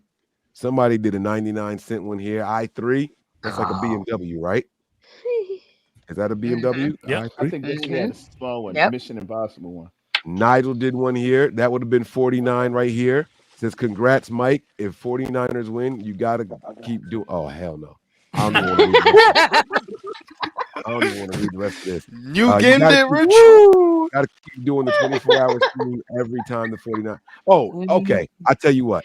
Yes, this I will agree to. Every time we make it to the Super Bowl. Yes, this will be my new Okay, game that's ritual. fair. Yeah. Yes, I will do that. I will do that. Probably you were like 24 hours every day. Yeah, nah. I thought he was gonna say before every game or something like that. Like, nah, listen, I love y'all, but listen, not like that. My wife don't play those games. Oh, look at the amount she did. How awesome is And that? if I'm not mistaken, this is Miss Debbie's third time doing that. So I'm gonna Miss give her a Debbie's the round of greatest. applause as well. She's the greatest, Now, man. she was here from minute number 1. I don't know if she ever left. I'm being completely honest with y'all. I don't know if Miss Debbie ever left. She was She here. probably from left her minute number YouTube 1. open, right?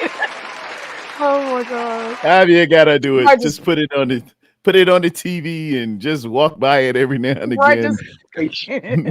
right. She Oh says my huge, God.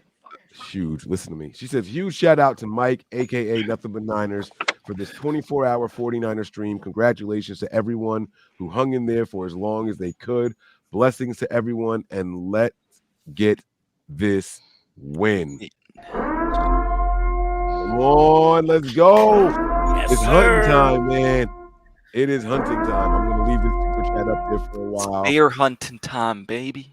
Yeah. Nick Bosa. Yeah. Bear hunting season. Let's go. All right. Actually, just Give commit the me all frog the, season. It's commit the frog hunting season because we try to go after. No, it's Sideshow Bob's son hunting season. Oh man, y'all are brutal. But I am grateful. I appreciate the super chats that came in. Thank you all very much. Everybody who contributed with questions in the chat, comments in the chat, super chats, all of that good stuff. Well, and we got the countdown to kick off. Guys. All right, here we go. Who's ready? Wow. Wow. Mike, can we give That's another too shout out to many Chrissy? hours, man. Yeah. Go ahead. Melissa. Where'd you go? The coolest thing was that we got not only have become like a huge staple of this channel and are just a absolute joy to listen to, but we got treated to a cheer that Chrissy had about 3 hours some change in, and she shared with us a cheer she wrote back in the 80s to try to get to the Super Bowl. And that was one of the coolest things ever. And I not only it was just what she wrote and how much it still means to her all these years later, but I love that the very fact right afterwards there's like an outpouring of praise for Mike and what this channel has meant to us and this community and how it binds us all together. So I just want to say thank you for everybody who came on, who tuned in, and who completely supported Mike in this 24-hour dream, because none of this is possible without everybody. Yeah. So this is what we're gonna do, guys. I'm gonna start a timer. Let me see who we have left in here really quick. And Miss Debbie said, nope. I was here the whole time. Poof. She is a I know she was. And I She doubt is a her not. star. Shout I out doubt to nothing she says.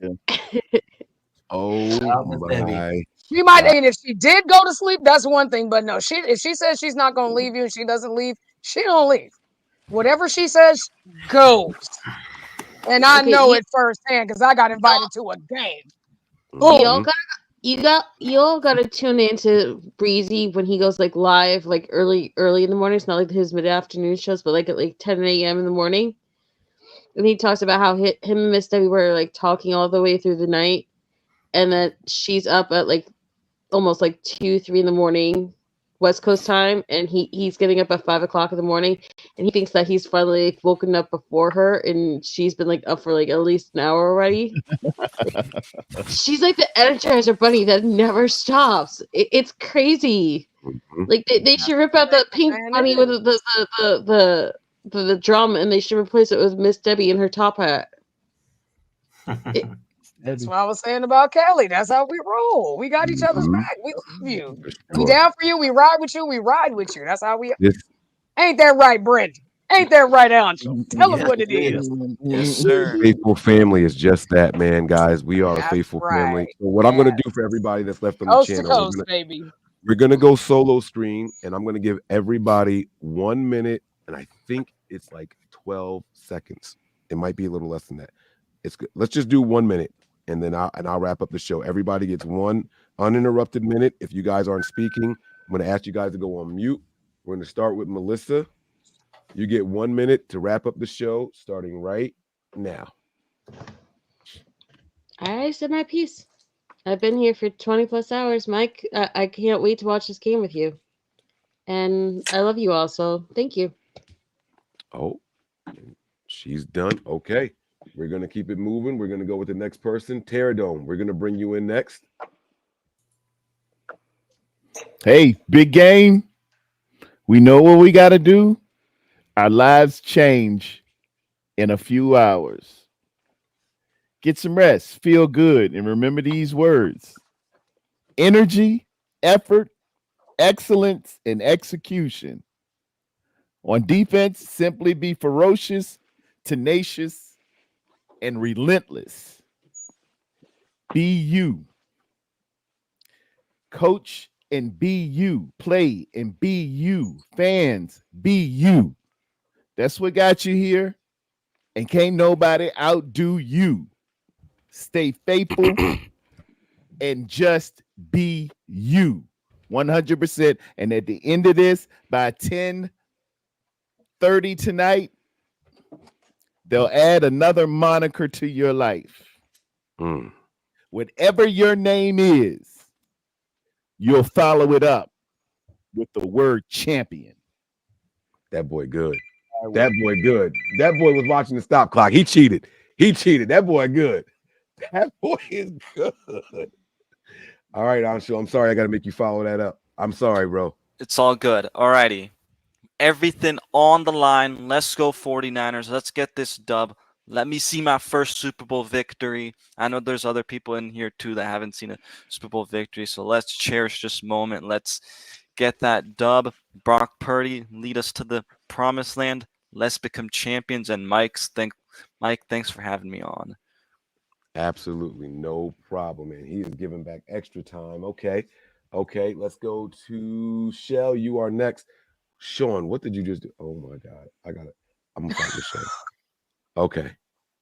Okay, so I think I have 60 seconds. So I'm gonna do this in 60 seconds. I'm gonna do my stopwatch. I'm going to cheat. I got you. You ready? We are okay. I'm ready. I'm ready. There you go. We are a family. We are a community. We are a fan base. We may not always get along, but we're here. We may fight. We may disagree. We may let the outside narratives get to us at times. And I understand that. But we are here right now. This show went on for 24 hours. Whether you fell off, whether you dropped off, we were all here. Just like Miss Debbie said, Miss Debbie is the truth. You are the truth, Mike. Even though I call you Grady, you are the truth. You and Wayne bring the smoke every single day without fail. You take the time.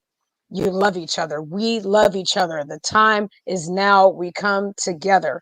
Number 6 has to come home today. And I say coast to coast. I don't care if it's California to Jersey. We have a fan base in the UK. Let's show them how we do it. I'm through with it. Let's go. That girl good. Look. That girl good. Let's go. Oh my God, they killing it with the time. Shut up. I said okay already. Stop it. Stop beeping. Shut up. Hold on. Now I done started another timer while the next one was still going. All right. Shell body that one. Who was up next? All right, Z. You in here, man. We watched you get your groceries. I saw you driving over there. You ready for this? Yeah, I'm ready, man. Let's get Here we straight to the go. point, man. It's our time to shine, and that's nothing else to say. We failed 2 times when we went there. Kyle Shanahan failed 2 times when he went there, offense coach and head coach. And we know what we must do. There is no playing. There is no none of that. We just get straight to the point, knock them right in the mouth. You know what I'm saying? I got this right here. Bang, bang, Niner gang for a reason. We are taking this one home. And if you don't like it, nobody say you had to. You just got to deal with it. Bang, bang, Niner gang. That's all I got to say. Woo! And he gives back 30 seconds. Oh, man. Word up. It's out over here. Yes. I got you up next, big dog. You ready? Let's do it. All right, here we go. 3, 2, 1. 30 years ago, our head coach, Seifert, bought us a chip. It's only right that it comes exactly 30 years ago, man. Some of y'all, like you said, Ons, might not even be 30 to be able to see that last one, right? But we are all here now. We are all excited to see what's about to occur. I mean, I coach, so I was lucky enough to get my team down to the national championship this year in the Pop Warner Super Bowl. And one thing that I told my kids in our regional championship is we didn't have to be the best team on the field for the whole day.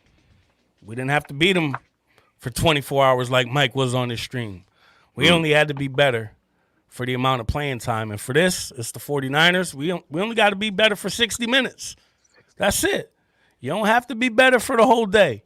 60 minutes of football is all you got to be great for. I believe we have the better team. I believe we are going to do that. Let's go Niners. My man, they are bodying these outros, man. Brandon, come on, man. It's performance art over here now, man. We done turned this into something. I should have started this shit a long time. I should have. Kill it, Bay Area. Kill Open word, open mic night over here. Let's go. All right, Brandon, you ready, bro? Yes, sir. Here we go. The floor is yours. All right. 30 years. Like Ferris said, I'm 30 years old. Haven't seen one yet. All my other Bay Area teams, I've seen one. This is the year. This is where I'm more confident than ever that our team's gonna get it done and bring back home that 6 on Brody. It's happening. Big Brock is gonna come out there and kill it. We're gonna take the dub, and we're coming back here after the game, taking victory shots with that gold bar. Look how excited I am. My camera's fucking up. It's cool. It's getting close. I'm getting a little nervous now. My heart's pumping. I'm ready, man. We're taking that dub. We're taking that Lombardi. Bring it on home, Niners. Let's get it. Bang, bang, Niner gang. Do it for the Bay. I love it. You done? Bang, bang. Let's go. Okay.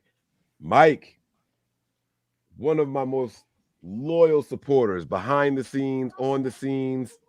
This guy hits me up, checks on my well-being. A true Patreonian. My guy, Mike Ing. By the way, guys, we got to get the link in here, Mike. He documents. I do a show on Patreon called Party in the Palisade, and he has literally made a playlist.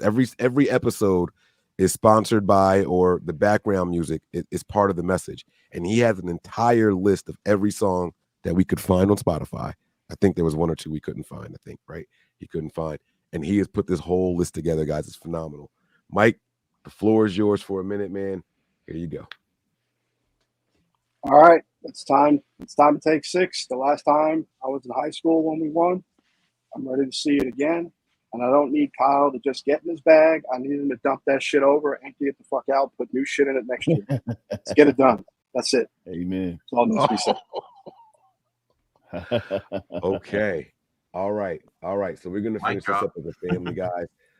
Listen, man, I thank you all for your closings here. More super chats have come in, so we do have to finish this up. Sean, I'm gonna talk to you, bro. I'm gonna talk to you, Mike. Sean. This is insane. I finally had my gold prize. I got my burger. And it might be a better prize for staying up all night. There you go. See, good things This is my coming in. breakfast. Burger and fries.